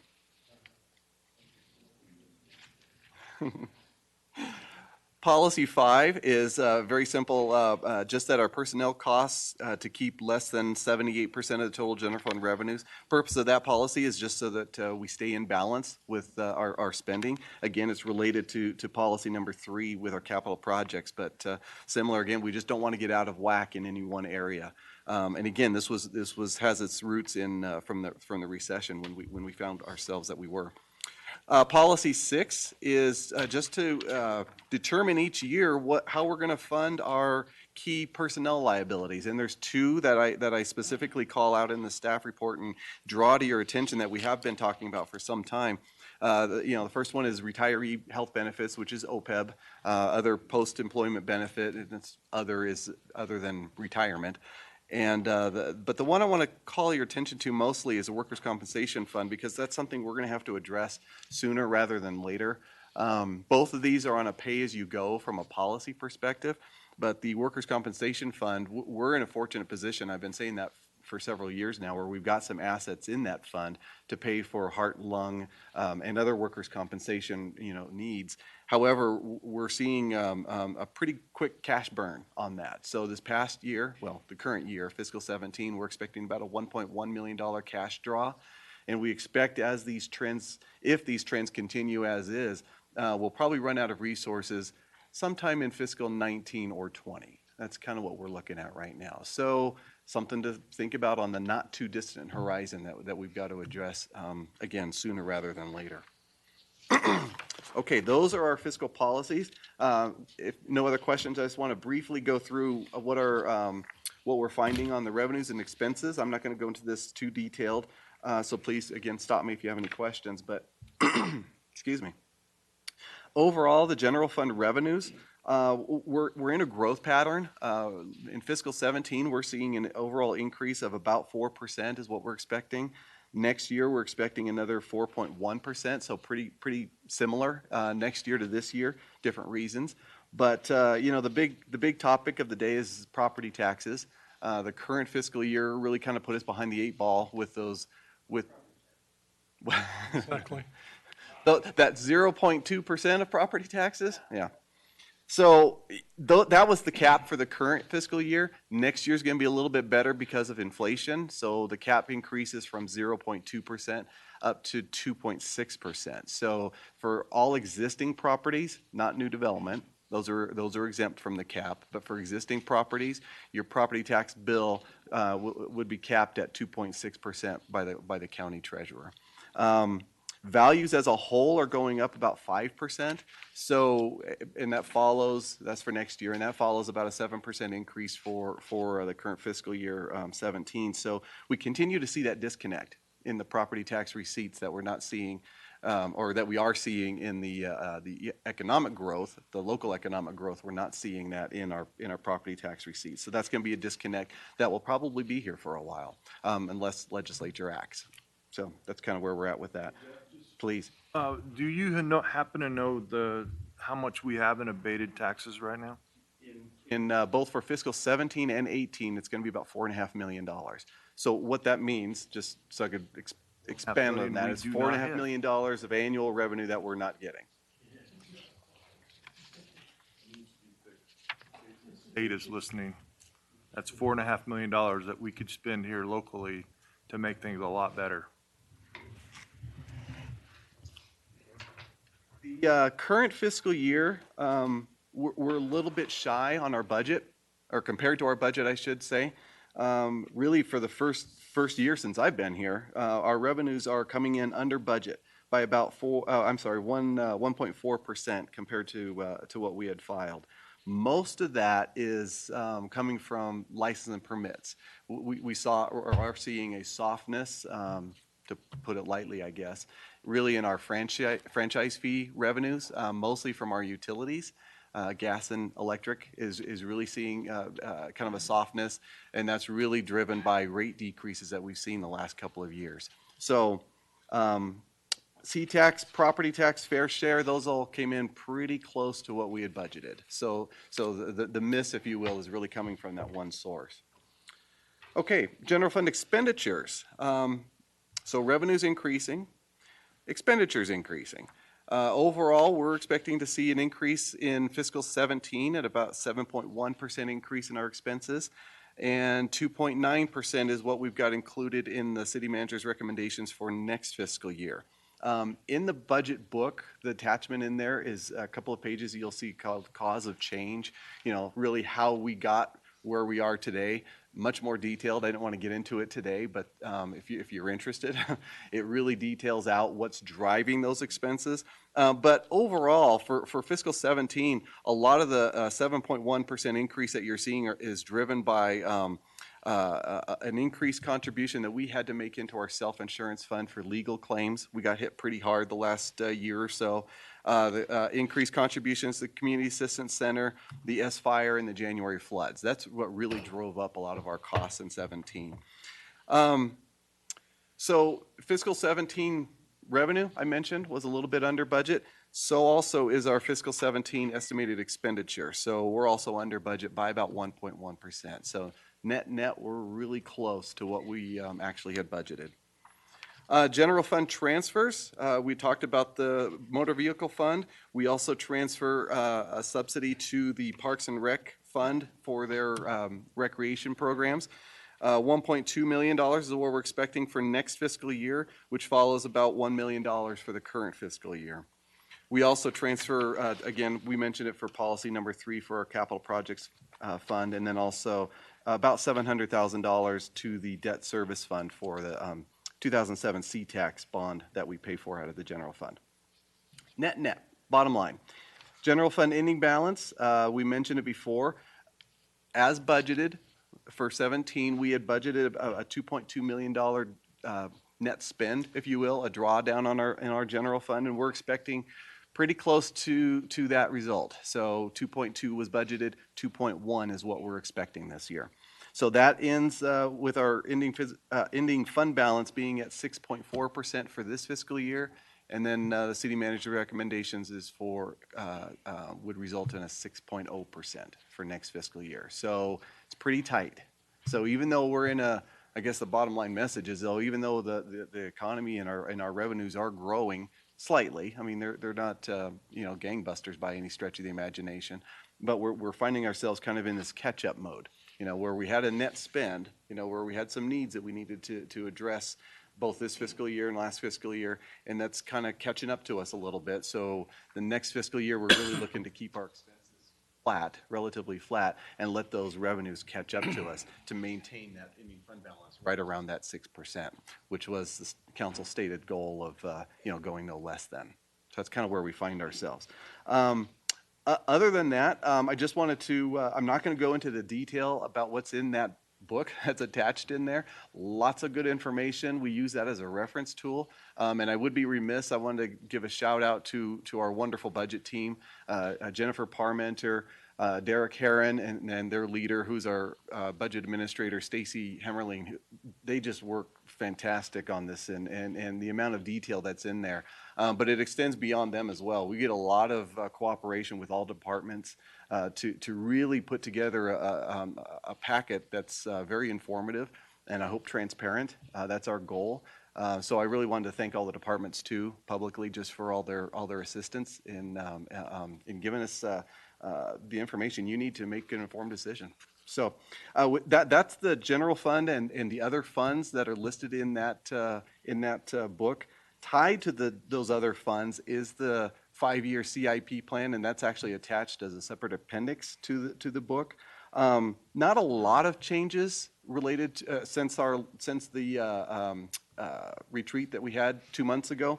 A couple of them being that the reduced transfer that we had talked about, we actually put those to line items. So the $1.8 million reduction that we did in the capital projects fund has been outlined. So you'll see that as a change. And then also, since the February workshop, city manager is recommending pursuing a resolution, which will be presented at a later date should you approve that direction today, designed to shift a portion of the franchise fee revenue that's currently allocated, excuse me, to the road fund, and breaking some of that revenue out, if you will, and allocating that to the Parks and Rec fund for replacement of the turf fields over at Golden Eagle Regional Park. With that, those are my concluding comments, but I believe Steve had some thoughts that he wanted to pursue. Thank you, Jeff, for the detail on the big stuff. And now what I want to do is, what Jeff was just talking about at the end of his discussion is a suggestion that I am recommending in the budget as it relates to the Golden Eagle Regional Park. That facility has 15 fields that have turf on them, and they wear out over time, and they're starting to wear out. We really don't have a funding mechanism built into our budgets at this point for field replacement, and those fields are past their warranty periods. They are starting to wear out, and there are actually two of our flat fields that literally today we're testing them on a regular basis because they're reaching a safety standard problem. So your team kind of advised you of this in the February workshop, that we were going to need to look and see what funding sources might be available from everything that was there. The council at the time talked about increasing user fees, talked about increasing advertising fees, tournament fees, possible naming sponsorships.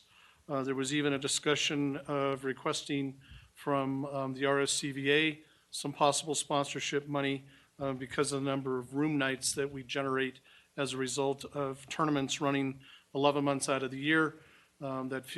Those fields are used pretty much 24/7, 365. And so here's the stated problem that I ran into that your staff's been working on for the last 2 months. For an ongoing replacement program to replace each of the fields on a 10-year basis, which is about their maximum useful life before they become unsafe for play, would take about $1 million. And that would be an ongoing operating expense from, if you were to approve that today, for the next cycle, and would continue on. So every 10 years, all of the fields would be replaced. As Jeff talked about, we were already reducing some infrastructure spend in order just to balance the general fund budget. So your staff took a look at everything that they could think of in our current systems. So we recognized that one of the questions that was asked was to increase user fees. We could do that, and if we were to increase it, over time, there's a law of diminishing returns on it, because if you kind of price yourself out of people using the facility. So we recognize that there is a little bit of room there, and that little bit of room, while we will pursue that, is nowhere close to $1 million. It's in the small thousands of dollars. Same thing with tournament fees. We have a tournament venue that is used by people from literally all over the world. We had a lot of tournaments last year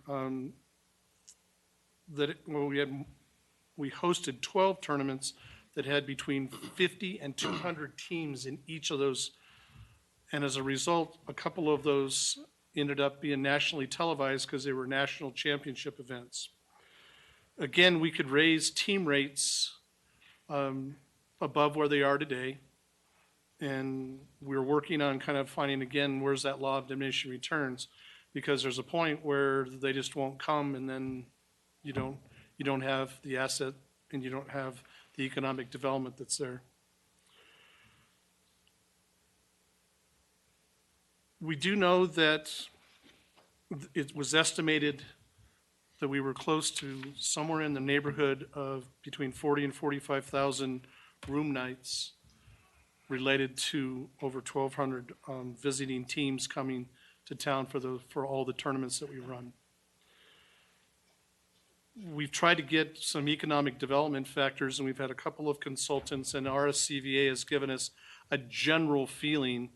And for those room nights with those people, it generates over $22.5 million worth of economic effect to the entire community, not just Sparks. So that's something that we take very seriously, and the quality of play has people coming back year after year. And so we have a dilemma, and this is the question that I asked of my staff and I presented to you in February, is how do we maintain that asset in good working condition, knowing that we have limited revenues? And so here's a couple of things that we need to kind of think about as I work towards my recommended solution. We need to replace the 2 flat fields today. We have $1 million in that fund, and we need another $1 million this year in order to make those fields safe. We are testing it on a regular basis, and we are closely approaching a safety standard that would tell us that we need to shut those fields down and not allow anyone to play on them. Currently, those fields are used predominantly by locals from this valley. They're not used for the big team sports. So there's about 5,000 players that utilize those, of which about 2,000 of them are children, the young youth. So right now, those 5,000 are youth soccer. There's 3 different leagues, youth football. Our high schools are using it for football practice, soccer practice, and lacrosse. And that's taking stress and strain off of their fields, which are not plastic. And then the remainder are adult programs, which again, soccer, football, actually have semi-pro football plays out there, and lacrosse are all being used. If we have to shut those down, there are not alternative fields out there today for those people to use. High school could go back to their programs, and it's just a lot of wear and tear on what they're doing, but the other programs, they really aren't there. The youth fields specifically, it's not like we have soccer fields sitting around someplace that aren't being used. This is where they're being used. So my recommendation is to move some franchise money that you approved as a council several years ago. We increased our utility franchises for electric and gas by 3 percentage points. At that time, it was this council's decision to dedicate 2 of those percentage points. Each percentage point is approximately $1 million in revenue. Your policy was to dedicate 2 percentage points to the road system and 1 percentage point to parks maintenance, which was doing on a regular park system, not dealing with GURP specifically. My recommendation is to split that with 1% going to roads, 1% going to GURP field replacement, and 1% continuing to work in the other parks. Now, this causes a large problem. Since the recession, none of our infrastructure has been funded at where it needs to be, let alone where we'd like it to be. Pulling $1 million out of the road fund is not desirable. We have a pavement condition index that you see as part of the budget process and presentations numerous times during the year. And while our roads are currently healthy, we have roads that are failing. And the failing roads will continue to fail, and other roads will start to fail. Failed roads are very expensive for us to redo. So your pavement team and your transportation team has utilized all the tricks in the books that they have, from crack sealing to slurry sealing to micro paving, and then eventually, when they've extended that as long as they can and the road fails, then we rebuild. When we do slurry seal, it's about 20 cents a square foot. When we have to rebuild a road, it's about $7.50 a square foot, $1 million a mile. Those are not numbers that we take lightly. And this is a decision that we're hoping would only be short-term, that with revenues and other things coming through, and by really looking at some of those other revenue opportunities for GURP itself, that we could offset some of the monies. We're not going to find $1 million in those others, but if we could find 100 or 200,000, that would be money that we could then put into the road system if you so approve this change. So we don't take lightly the fact that our transportation system is going to take a hit. We do believe through your transportation management team that we can focus on maintenance and extend the lives as long as they possibly can be extended, maybe even farther than we do today. And then when streets fail, then we would have to manage those two things together and replenish those streets that fail. And so it's with that it's my recommendation that even though the street part of it is very untenable, that the loss of the use of the fields out at GURP is also untenable, and that the entire community benefits greatly from the economic development of all that tourism and local play, and that we will struggle, but we will be able to maintain our roadway system to the best of our ability.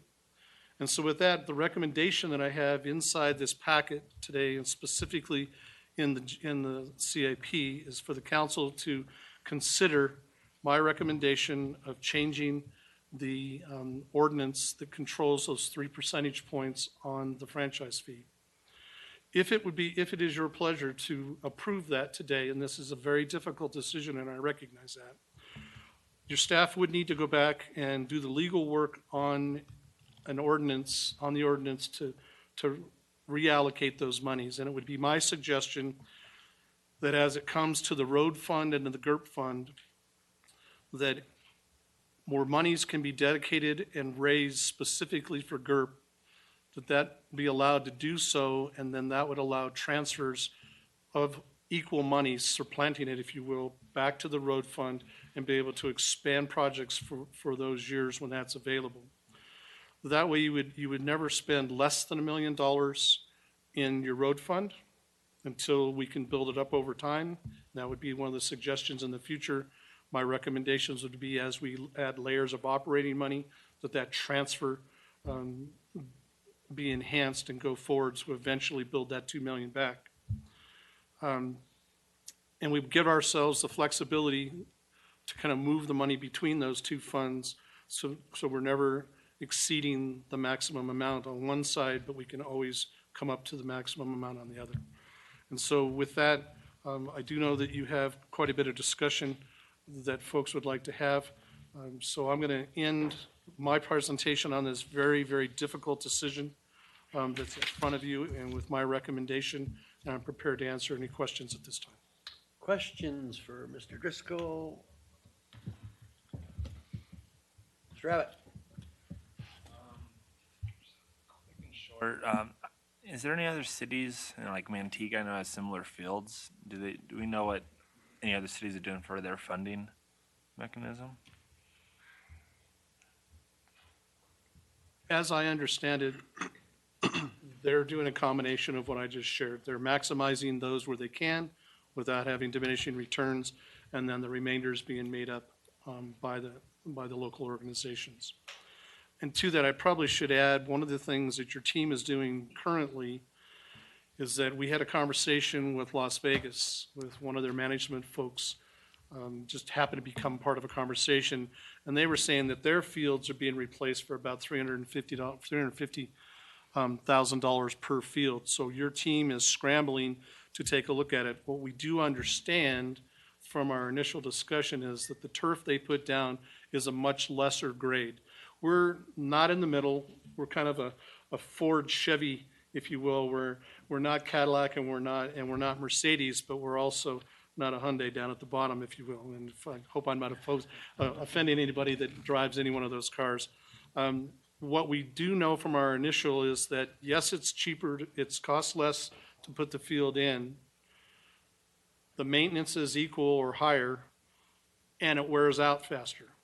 So what your team is doing is that if we can find a cheaper alternative that allows the play that we have now, we will certainly do that. And that, even if you were to today pass this, the first thing we would be doing is, if there's any kind of cost savings, we would pull that cost savings down in the GURP component, and any cost savings would be transferred through your policy to the street fund. So we are trying to turn over everything we can think of. We are reaching out to other organizations to find where we go. So thank you for your question. Maybe. I had a question, but just following up what you were just talking about. Isn't it true that compared to when these fields were put in, that the number of vendors that actually produce the field turf or the turf, that their competitive bidding should be better because we're not looking at one or two vendors, and that might give us a cost savings because they'd be bidding for such a huge project, that we might be at a better cost advantage for that? We are hoping that to come through. And again, if that were to be the case, based on our current estimates, any time we would reduce and have any savings, if we were to get the savings you're suggesting, that would move back. We would move that money through your policy to the road fund. And we'd be looking obviously at some of the warranties, and maybe, I don't know if there's products that last longer.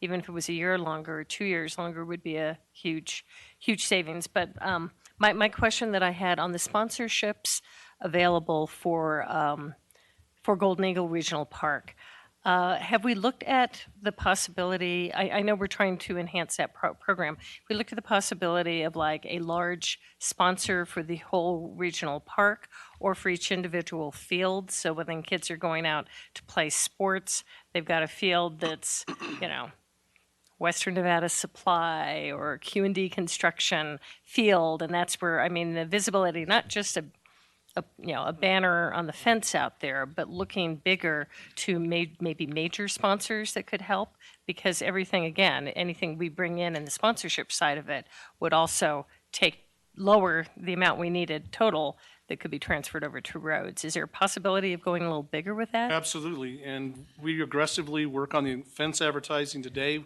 We brought that in-house because we found we were more effective and we could get, actually bring in more money for the same amount of effort. We would love for people to want to sponsor a field, and you have a mechanism that would allow for that, is my understanding. It's not like we've only looked for GURP in total. We really just don't have anybody banging on our door. Now, this is a dire need, so us going out and maybe doing some outreach is something that your staff will take a look at, and to the extent possible, we may start doing that and looking at parceling it out as best we can. But if someone walked in today and wanted to do some naming convention, we would work with them aggressively to bring in whatever we could. Has left the conference. Oops. Thank you. Mr. Smith. Thank you, Mr. Mayor.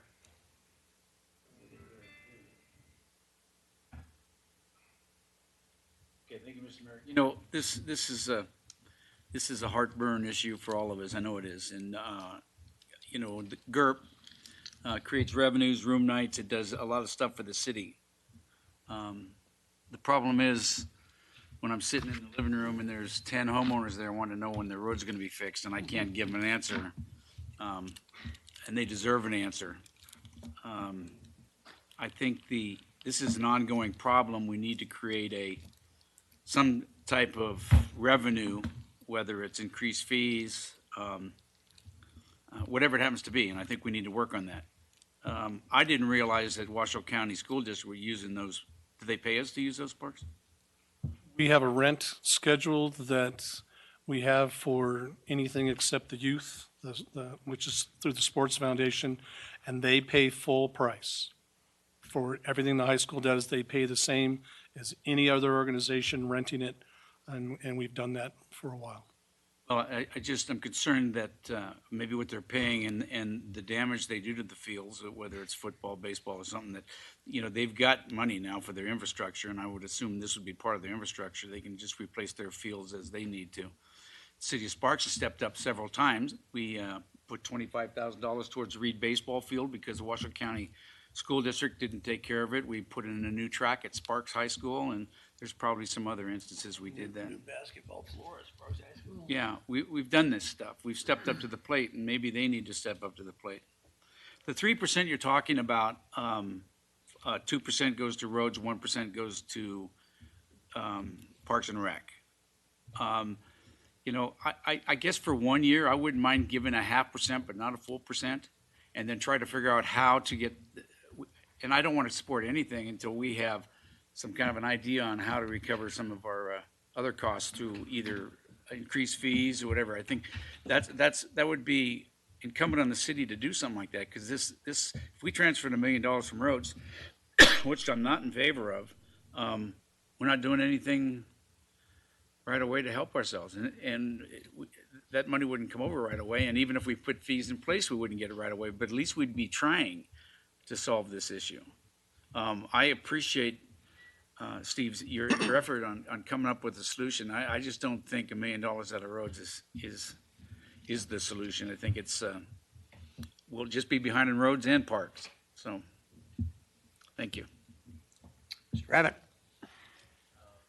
$1 million that's a large number, but what if we have one of those kids like we taught, you know, a neck injury? Are we liable as a city for that lawsuit? We are now. We know that there's a potential problem, and the fields they're safe today, which is why they're still open. We will be more aggressively testing because they're reaching their useful life. If there was an issue, then your legal team would be going to work and trying to figure out exactly where we were. And if it was found, because we obviously know, because know or should have known is always one of the first tests, and now that we know if there was something there, you potentially have a medical loss, and you still have to go fix the fields for someone to be able to use them in the future. So what we're trying to do here is get in front of the curve to the best of our ability, and the fact that we can show that we're doing the right things, that allows your legal team to defend us more easily. Okay, let's take one more question from Ms. Bybee, and then we're going to go to public comment with the folks in the audience. Go ahead, Charlene. So Steve, on the two fields that need to be replaced right now, the two flat fields, those needs to happen in the next fiscal year. Yes, ma'am. If they don't, then as we're testing them, there'll be, at some point, if it happens in that next year, before we can get them replaced, we would have to look at potentially shutting them down. So we're time critical right now on those first two fields. And that, it's, the road issue, and especially this year with weather, has just, taken a brutal beating of our roads, and we all know that. So it is a really hard decision. The two things on the park, though, is the economic impact that Golden Eagle has on this whole economy. It's $22.5 million a year of economic, which affects everyone. Every store owner and gas station and people, mom and pop businesses and room nights, everything. The impact is incredible, and we can't overlook that. That's a big factor for me.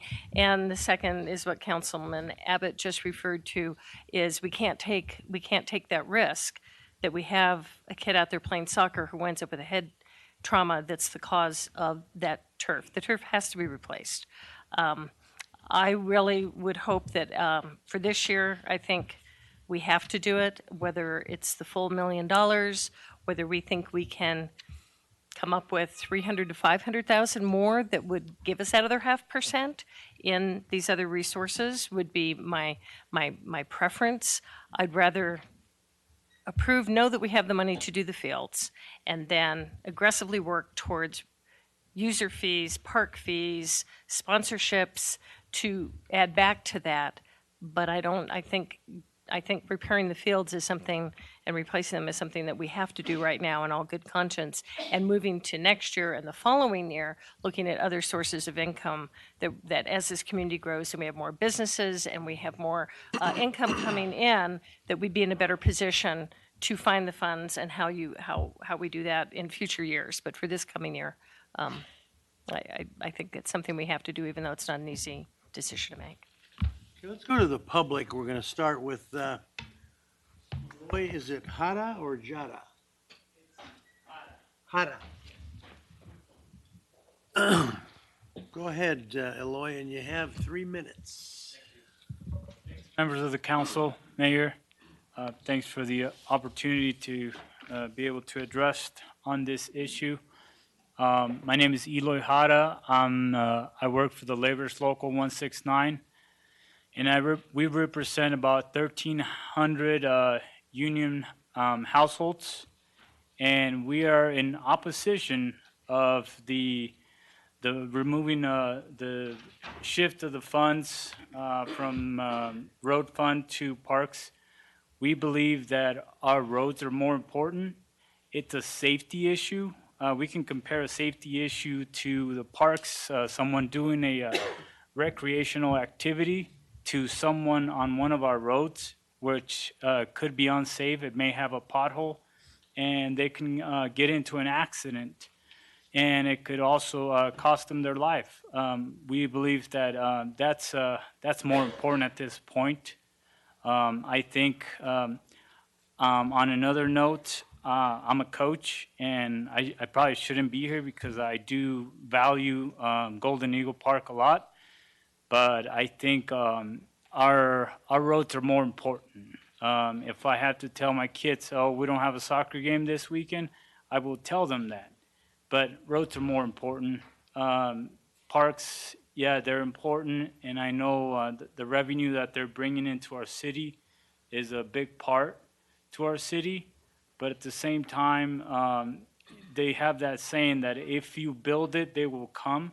Well, the park's already built. Maybe we should up the fees because they're going to come. We're on an uphill swing.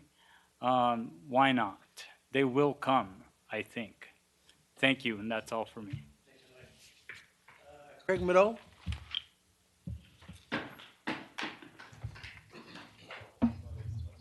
Friends.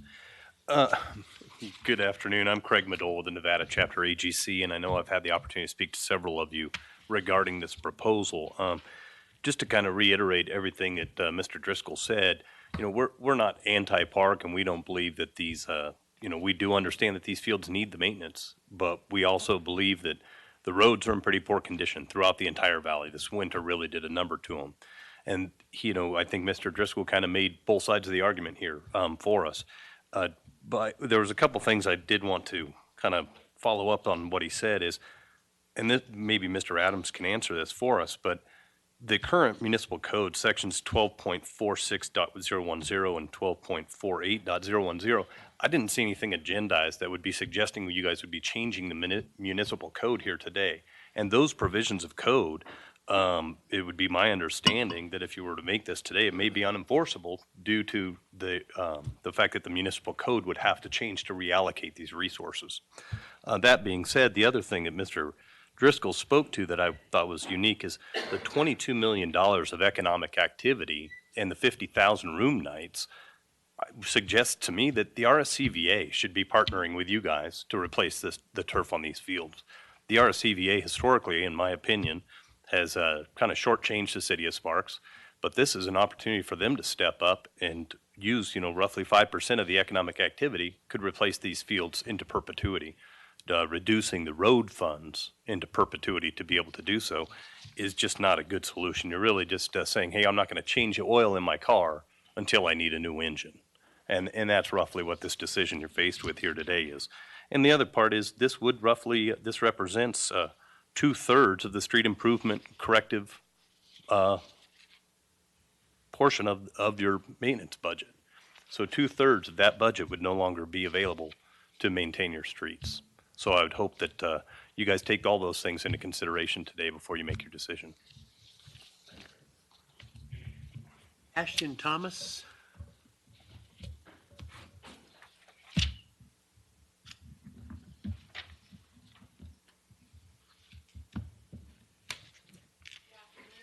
Mayor, Council. My name is Ashton Thomas. I live on Waterfield Drive in Sparks. As the girlfriend of an avid softball player, I understand the need to resurface the field turf at the Golden Eagle Park. We're out there most weekends, almost all the tournaments we participate in. As a mom, I feel that the money is better invested in our roads, however. Many of the streets in my neighborhood are in such poor condition that I'm fearful for my 2-year-old to ride her tricycle. The pavement is uneven and cracked. This winter has made poor road conditions worse in our city. I encourage you to find alternate funding source to address the park's needs. Our streets have too great of a need to redirect funding. Thank you. Mark Markwell.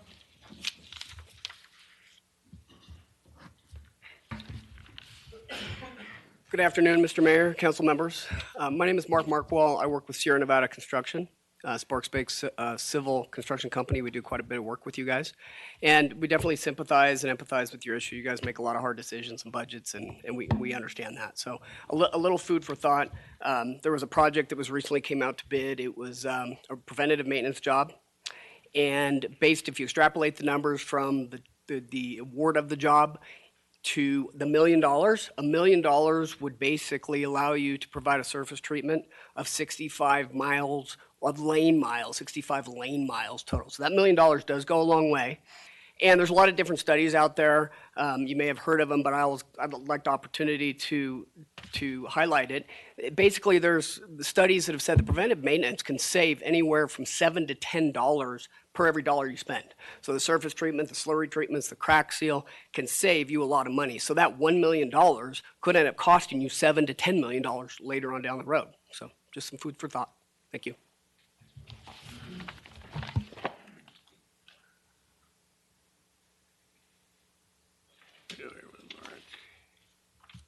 Joseph Howard? Joseph Howard? Okay, Joseph, oh, I got the wrong one, did not want to speak, and he's in opposition of this. Armando, can't read the last name. Rodriguez. Looks like Rodriguez. Armando Rodriguez? I believe it says I don't want to speak, but I'm in opposition. Come on down. No, he doesn't want to speak. Oh, you don't want to speak? Actually, it doesn't say either, so you're you're in opposition, though. You're in opposition, right? Okay. Joseph Howard is, I wish to speak, but I'm in opposition. Joseph Howard's not here. No, he's not. Okay, so we know that he wanted to speak, but he is in opposition. Okay, that's good. Mike Kinney? Okay, in opposition, that's right, correct, thank you.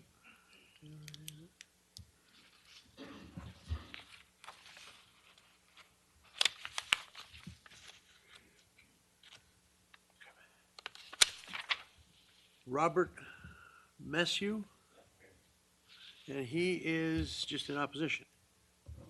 I'd like to speak, that's okay. Come on down. You got 3 minutes. And you can change your mind. If you didn't want to speak and you want to speak now, no problem.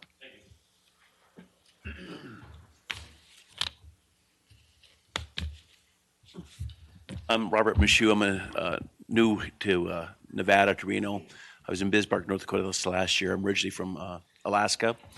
Thank you. And I just want to say that I travel all over the country for union jobs, and the worst roads I've ever seen are right here in Reno, which I was really surprised about because you guys got a beautiful city here. It's really nice. Pardon me? Sparks. Okay. Sparks.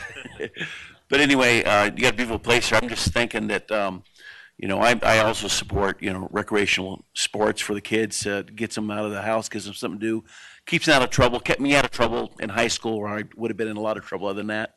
So there's a lot of benefits to the community. The other thing is that the people that benefit most financially, I don't know who all those are. I would, right off the top of my head, I think of the motels, that if you had a $1 tax just for the sports teams, I'm sure a softball player coming from out of town's got, $300, $400, $500 to spend at the casinos and eating out in the motels and doesn't mind paying $1 to $2 for the night, knowing that money's going through your sports facilities.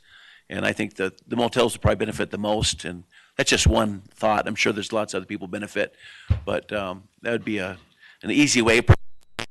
You spend $42 for a room, $45 to spend $46, $47, $2 going towards the sports teams.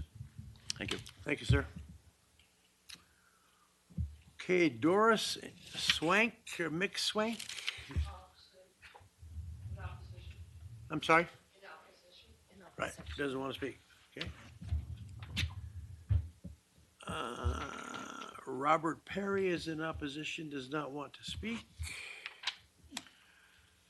Tim G in opposition, does not want to speak. Tim G? Okay.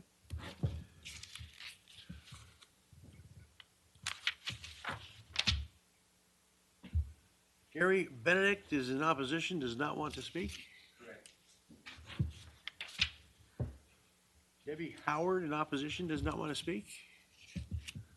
Debbie Howard is, pardon me, okay. She's in opposition, does not want to speak. Robert Young does not want to speak in opposition. Okay. Last but not least, we have Philip Herring, does not want to speak in opposition. Correct? Okay. Anyone else? That's it. I don't have any more cards, so. Okay, that's it. So I'll close the public hearing and bring it back to the council for action for questions for Mr. Driscoll. Mr. Mayor, before we start, I'd like to answer one question. Mr. Madal is correct. Your action today is not agendized to actually change any ordinances or code. If you were to accept my recommendation or accept something similar to my recommendation, that would be permission for staff to go do the legal work that would be required in order to do an ordinance change or code change. So today, it's a matter of if you agree with my recommendation, I have a lot more work to do to bring it back for official action as soon as possible. So. Ivy. Steve, as far as the road work that would be deferred, say we have to take the full $1 million,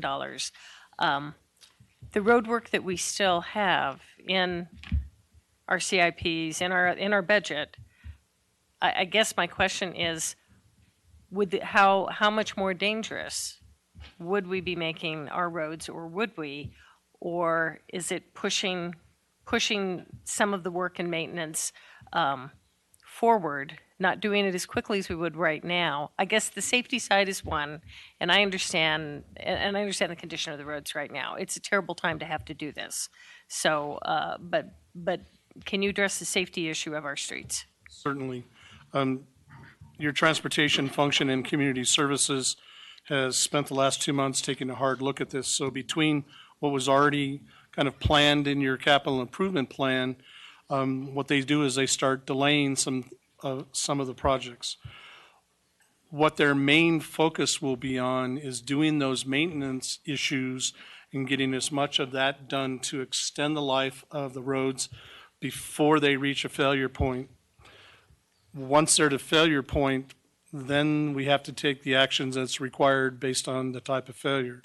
So what's going to happen is your pavement index that you currently have that we report on by ward, by city, is going to digress. But you are currently up in the 80s across the city, and in some of those in the mid 80s. And so for us, for a year or so, if we were to just focus on the extension of the life, if you will, your PCI is going to come down, could come down as much as 10 to 15 points, but you're going to still be a long ways away from needing to take corrective action on a large amount of your roads. We certainly are concerned about roads that are currently failed and the ones that are ready to fail, and those will have to have some special attention. We will have to figure out how to do those, but our focus will be on maintenance. So just doing some quick math, and if we charge the teams that come and visit us, we only have to charge them $1,000 to play a tournament, extra from what they're already paying. And if I remember when I was playing softball, it was about $650 a tournament. So a little $1,000 extra is no big deal. We're obviously in a bad position here. For me, this is a hard decision. Sparks, the reason why we moved to Sparks, me and my family, was because it's family oriented. We raise families here. We keep a family oriented community for that reason. We don't have certain special events because they're not family oriented. And if we do have special events, they are to create family oriented type events so that you can bring your kids down and have a good time and not worry about the lesser elements to affect your family while you're out. So this is a tough decision because I believe that in my heart, that I raised my kids in Sparks and they're off into the world now, and that the education and the raising that they got right here in this city was very, very important. And part of that is having something to do. So now if we displace, I don't know how many people use that field, but I hear somewhere around 900 for soccer players alone. So we're going to displace 2,000 children now that have nothing to do. What's that going to do for our chief of police and the policing efforts? Now we've created another problem. There's no good solution in this anywhere for me. There's just not a good solution. And the thing that we have to do is we have to find a revenue source. Well, let me tell you, $1 million of revenue is not easy to find when we're just now getting back to where our budget levels were in 2007. In 2007, we have the same amount of money to spend as we have today, but we're doing it with 30% less people, 30% less employees out there to help our citizens make it through the bureaucratic BS that we have to do. I don't know what to do. I'm totally at a loss here. I think the only thing for me is that I would, in light of this is a problem that needs to be taken care of, I don't want to see any child get hurt on the field or in a vehicle or on their tricycle or anywhere else in my city. But I also know this is something we have to take care of, and they're just not a good choice. So what I'm going to ask is that we look at moving that money for 1 year only, and that we in this year's time try to find through the RSCVA, through increased fees, through whatever other means we can, a naming of the field, whatever other means we can find, and we'll offset that $1 million. But I think it's something that's so important to our community and to our children that we have to have it. It's the soccer alone, 900 kids are out there. That's a big deal to me, and I certainly don't want them roaming the streets and causing other problems. So that would be my suggestion when we get ready to make a motion, but a 1 year only, and we find a way to raise some more money. And I don't know how we do it. If we got to sell Girl Scout cookies as a city council, I mean, whatever we got to do, we got to find a way to fix both problems, because we can't just do one or the other. We have to fix both problems. And I understand it. My ward has the lowest maintenance index out of all the wards. But it's so important to me that those kids have some place to go that I'm willing to take the chance that we can maintenance and keep the roads in good enough shape until we get the money together. But this will be a #1 priority for me in the next year, is to find a revenue source to replace those fields and to do our roads. Mr. Smith. Thank you, Mr. Mayor. And I said earlier, this is a tough deal. Part of the struggles that Sparks is going to face in the future is growing and maintaining that family atmosphere. That's going to be tough for us to do, but it's a balance that we have to do. Maybe we start right now by trying to figure out how to pay for these fields. And I see the passion with Mr. Lawson, and I appreciate that passion. I think we all have part of that we're so proud of Golden Eagle Park. We want to keep it open, and we want to keep it running. For me, I just can't do it from the roads for $1 million. If we could do, like I said, 500,000, that's a 0.5%. I just think that we as a city need to just cool this down until our next meeting. We still have another meeting before June. We have 2 more meetings in May, right? We have to have a budget in by May 17th. May 22nd is when we're going to plan to bring it back to you. It has to be filed by June 1st. May 17th was the old date. Everybody had to do that, right? Something like that. I think maybe we should put together everybody and put a workshop in, and let's talk about this and try to come up with some ideas. I still think Washoe County School District, if they're paying to use the fields and tearing them up more than they're actually, there's no benefit there. Either charge them more or have them use their own fields. This is tough for all of us. I don't know how the vote's going to go. I really don't know. And Mr. Driscoll, I appreciate your efforts on this. You're giving us your best shot on this. I just don't know if it's something I want to do. Thank you. Ms. Bybee. This is a tough decision. I would agree with Councilman Lawson on being willing for this first year to look at just for this first year, and in this year, working aggressively to find the income that we need. I don't know if to meet in the middle with Councilman Smith, if a 1.25 and a 7.5 for the kind of cut it in the middle of being, of taking a little less out of roads and being a little bit short that 0.25% we could make up, like right now for this coming year. Just a thought on numbers, but I think definitely we've got to take action now. The liability on the park, the revenue, the economic impact for this community of Golden Eagle is too critical. The number of kids that are out there and teams that are out there using it, we need to keep it open. We need to keep it safe, and we need to look for those other resources. Maybe the turf, whoever we get the turf from for the replacement, can we get them to give us a better price for having their name on the largest installation? Isn't it 14 million square feet of turf out there?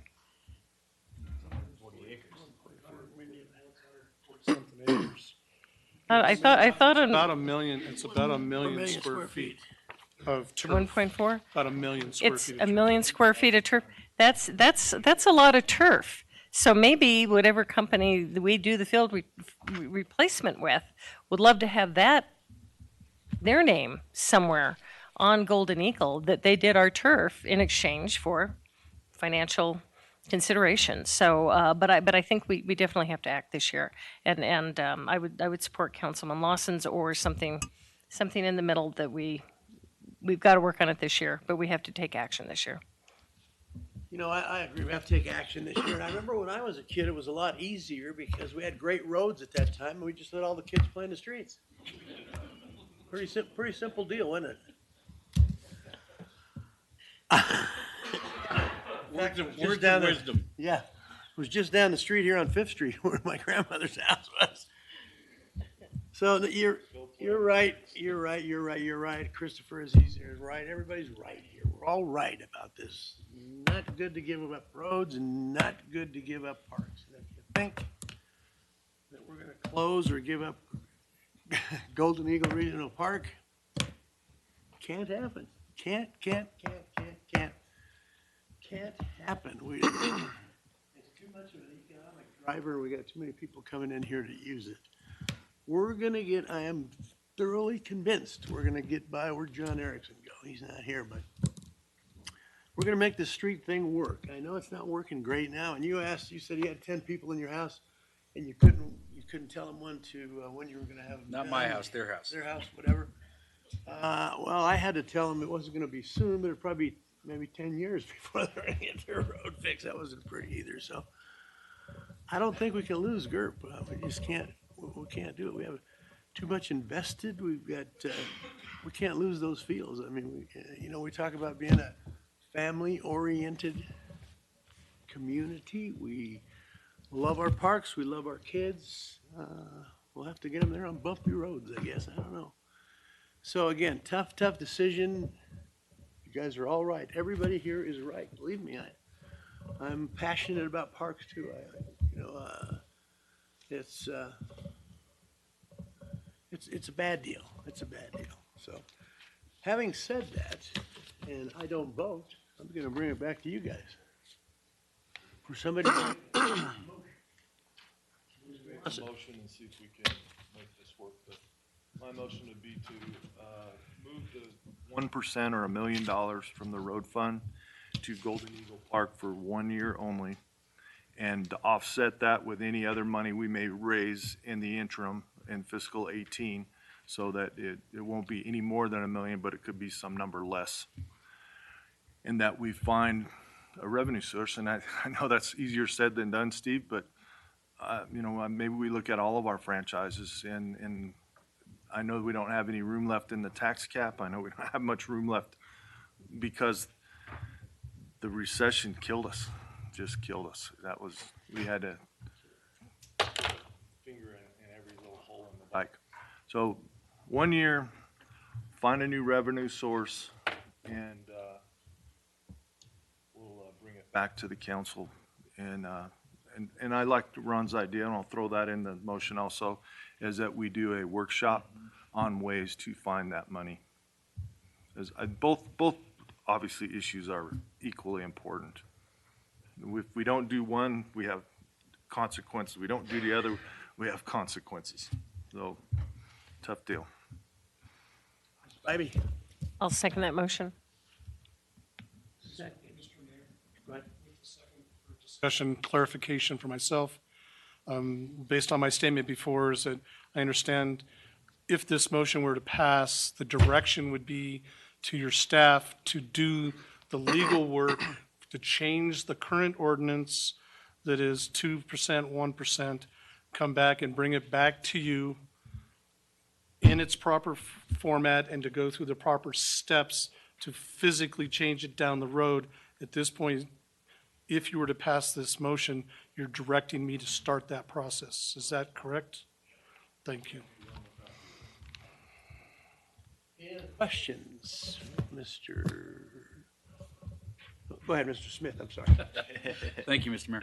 A couple years ago on RTC, we flexed over from the roads to the transportation. I voted against it then. My only caveat was that we pay back that account, and that never happened.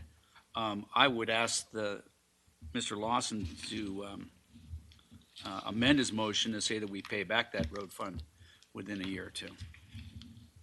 Because if we can do it once, we can do it again. That's my only, I have a problem with it. You don't have to?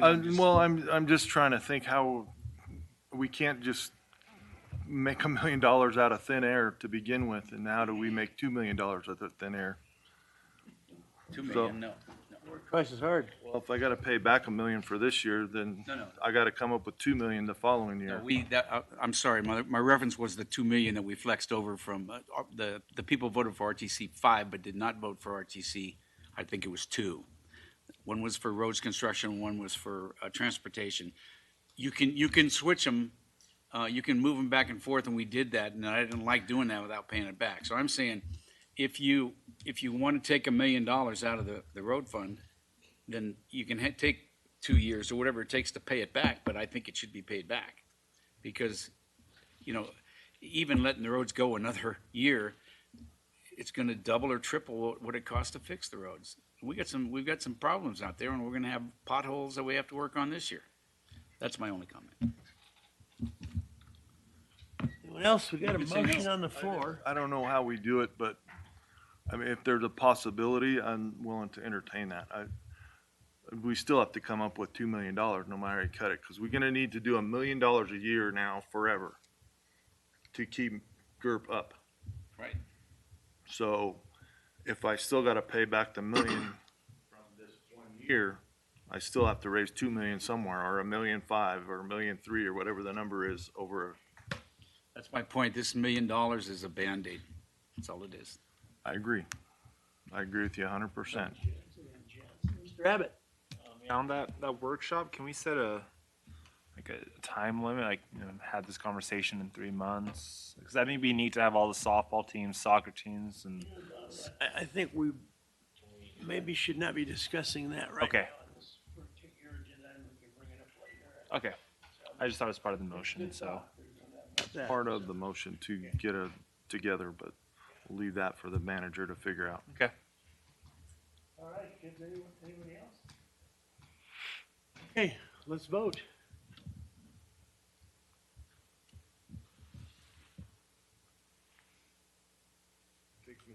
Mr. Dare's gone, I think. He's a couple of margaritas and.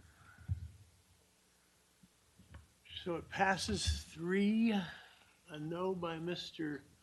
Smith and an abstention by Mr. Dare. Passes 3-1. Okay. Thanks, folks. Thank all of you gentlemen and ladies for being here today. We really appreciate your input. Believe me, even though we didn't vote the way you wanted us to, we listened to what you had to say. And, I told Mr. Madole yesterday that, we do a lot of different things in Sparks, but I think we're right there at the top of the list when we try to do things that are right. Is this right? Yes and no. I don't know. This is very, very difficult stuff when you're dealing with your constituents. So, again, thank all you folks for being here. Really appreciate you taking your time. Thank you. We still did need a motion on the rest of the recommendations, as well as the CIP. Approve. Oh, that's right. So we could either do that in one motion or 2 separate, or whatever you wanted to do. Yeah. Beating himself up here. Move to approve the recommendations of staff on the budget and CIP. Is that good enough? Second. Moved by Mr. Smith, seconded by Ms. Bowden. Any further discussion? Thanks, Jeff. Thank you. Thank you. Number 11.1 is a public hearing, consideration of and possible approval for Nevada Green, Inc. to move a medical marijuana production facility from an approved but not yet established location at 1490.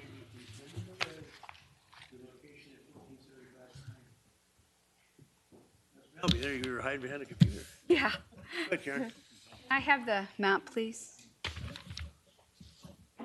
Good afternoon. I'm Karen Melby, Development Service Manager. Before you today, Nevada Green is requesting in writing that the City of Sparks City Council conduct a public hearing to approve a change location for their operation of production for a medical marijuana facility. Nevada Green is requesting to move from their production from 1492 Linda Way to 1475 Heimer.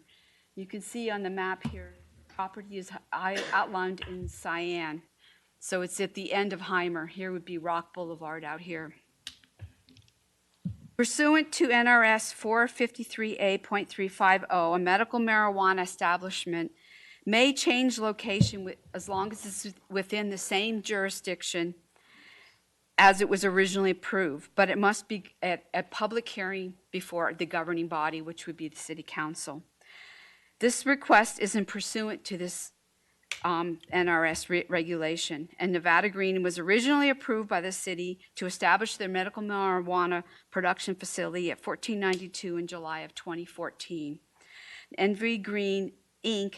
was unable to make the Linda Way property work, so they're requesting to move their MME to this location on Heimer. On March 8th of 2017, the administrative review was approved for this location with the condition that they had a public hearing before City Council.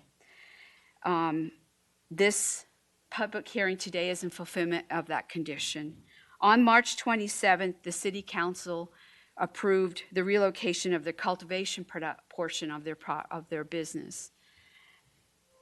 The city's land use entitlement and business licensing process do not include a public hearing. The only reason we're having a public hearing today is because of the NRS. This agenda item provides for a public hearing and the City Council to consider the possibility of granting the approval of the change of the location for by NV Green Production. Notice of the public hearing was published in the Reno Gazette-Journal on April 10th in 2017. That concludes my presentation. I'd be happy to answer any questions.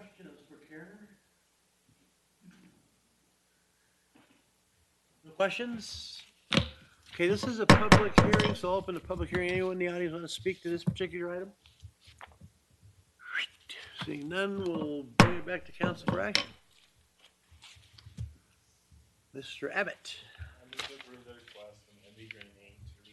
Relocate a medical marijuana production facility from 1492 Linda Way to 1475 Heimer Avenue. Mr. Smith. Second. Moved by Mr. Abbott, seconded by Mr. Smith to approve agenda item 11.1. Any further discussion? Please vote. Come on. Passes unanimously. Comments from the public. Anyone under comments from the public? Can't talk. Okay, no comments from the public. Comments from the City Council and City Manager, Mr. Driscoll. Thank you, Mr. Mayor. I have an announcement.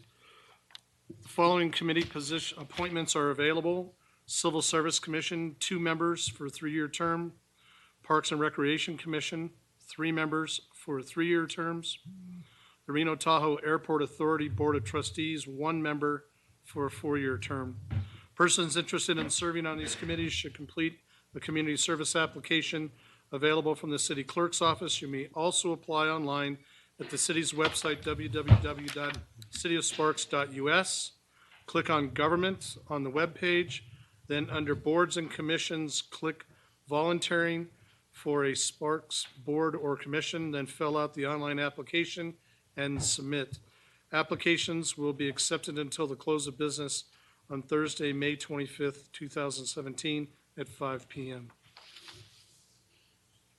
That's all, sir. Okay, Mr. Abbott. Yeah, I just want to let everyone know about the KTMB, Keep Truckee Meadows Beautiful, is having their great community cleanup day on May 6th. You can sign up at ktmb.org/volunteer. There's some parks in Reno, Sparks, and Washoe County that are still able to sign up for. So that's it. Okay, thank you, Donald. Anyone else? Okay, seeing no further business, we're adjourned. I'd like to call to order the Sparks Redevelopment Agency meeting of Monday, April 24th with a roll call. Chairperson Bybee. Here. Agency members Abbott. Here. Haas Smith. Here. Martini. Deere, absent. Agency Attorney Adams. Here. And Chief Administrative Officer Driscoll. Here. We have a quorum. Thank you. Thank you, Madam Clerk. Going to item number 3, public comment. Do I have any public comment? Seeing none, we'll move up to item number 4, approval of the agenda. I have a motion by Member Martini, seconded by Member Smith. All those in favor, please vote. Or just all those, please vote. I know I'm back into the old one. Here, Gino, vote. Okay. You don't get to vote very often, you better take advantage. Forgot all about this. There you go. Okay, motion carries unanimously. Going to item 5, minutes. Looking for a motion, first of all, any corrections, additions to the minutes? Move to approve, Madam Chair. Motion approved by Member Martini. Do I have a second? Second. Second by Member Lawson. Please vote.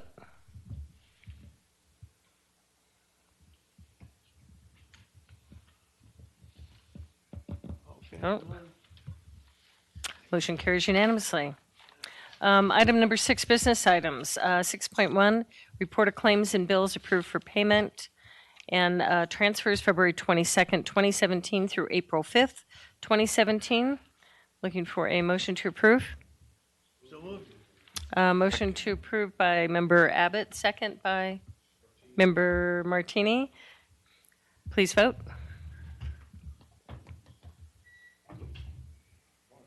Motion carries unanimously. Item 6.2, consideration, discussion, and possible approval of the Chief Administration Officer's final budget recommendations for the City of Sparks Redevelopment Agency Areas 1 and 2 for the fiscal year 2017-2018. Mr. Cronk and Mr. Driscoll. Jeff Cronk, Financial Services Director. This is the companion item that we just did for the city. We also need to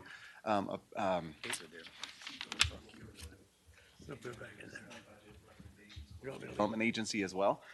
It was also outlined in the same book that was attached at the city. The same piece of that document was attached to the redevelopment agency meeting this afternoon. Excuse me. Not a lot of difference in what we had presented to you at the budget. That was a couple months ago, the budget workshop that was a couple months ago. For Area 1, pretty much status quo. The ongoing revenue sources, which is essentially property taxes, are increasing about 8.1% next year. Debt service is going to be $2.6 million, so it's pretty much paying for its debt service right now. There is one capital improvement project to the downtown garages that are outlined in the CIP document that was also attached to the previous document that we had before, to the tune of about $750,000 for fiscal 18. That's the only thing that was outlined in Area 1.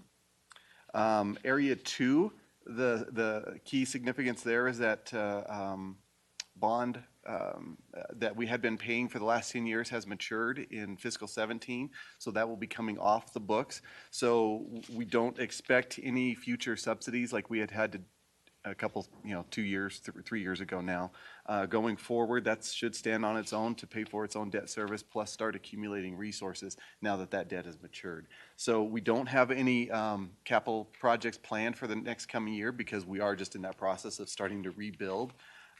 So that's pretty much status quo for the next fiscal year, and those are my only comments. Same dates as far as timeline. We'll bring forth at the next, on May 22nd, which is the requirement for a public hearing to be held for the tentative budget. We're going to do the same thing for the redevelopment agency. And then right after that, we're going to bring forth the state document for the final budget. That also has to be filed by June 1st. Those are my comments. Mr. Clark, real quick on, you said for the garage is one of the projects. Where does the streetscape coming from the room tax funds, where is that show? Is that not in the redevelopment budget? Is that in the main city budget? Those are city funds. Okay. So that would be in the room tax fund that's maintained Room by the tax city. funds under the other budget. Okay, thank you. Thank you. Do I have questions for Mr. Cronk? Mr. Driscoll, do you have anything? Ma'am. Thank you. Okay, and anything with redevelopment District 2? I'm sorry, I captured my thoughts on that, as Okay. far as building resources going forward because the debt service was paid. That was. Okay. Okay. Hearing no questions, I'm looking for a motion for approval. No. Officer's final budget recommendations for the City of Sparks Redevelopment Agency Areas 1 and 2 for fiscal year 2017-18. I have a motion by Member Lawson, a second by Member Martini. Please vote. Sorry, I didn't ask for discussion.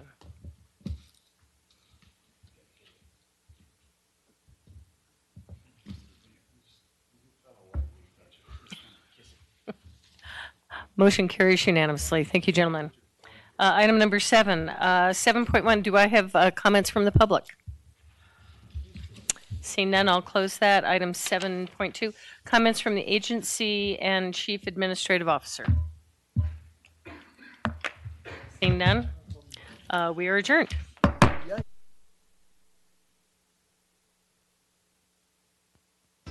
Which was assembling the parcels that would make it possible that when the economy turned around, that a developer could come in and have enough land assembled to do a project. And that's exactly what happened. What will Sparks look like in 2030? Well, we asked some people who will be the most impacted by the decisions that we make today. Kids. As part of the Ignite Sparks Comprehensive Plan public input process, kids at the Boys and Girls Club were asked to draw their vision for the future of the city.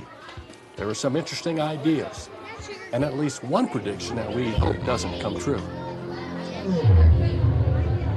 But if dinosaurs do come to Sparks in 2030, you heard it first right here. Despite an excellent snowpack recently, the city of Sparks still remains in drought conditions.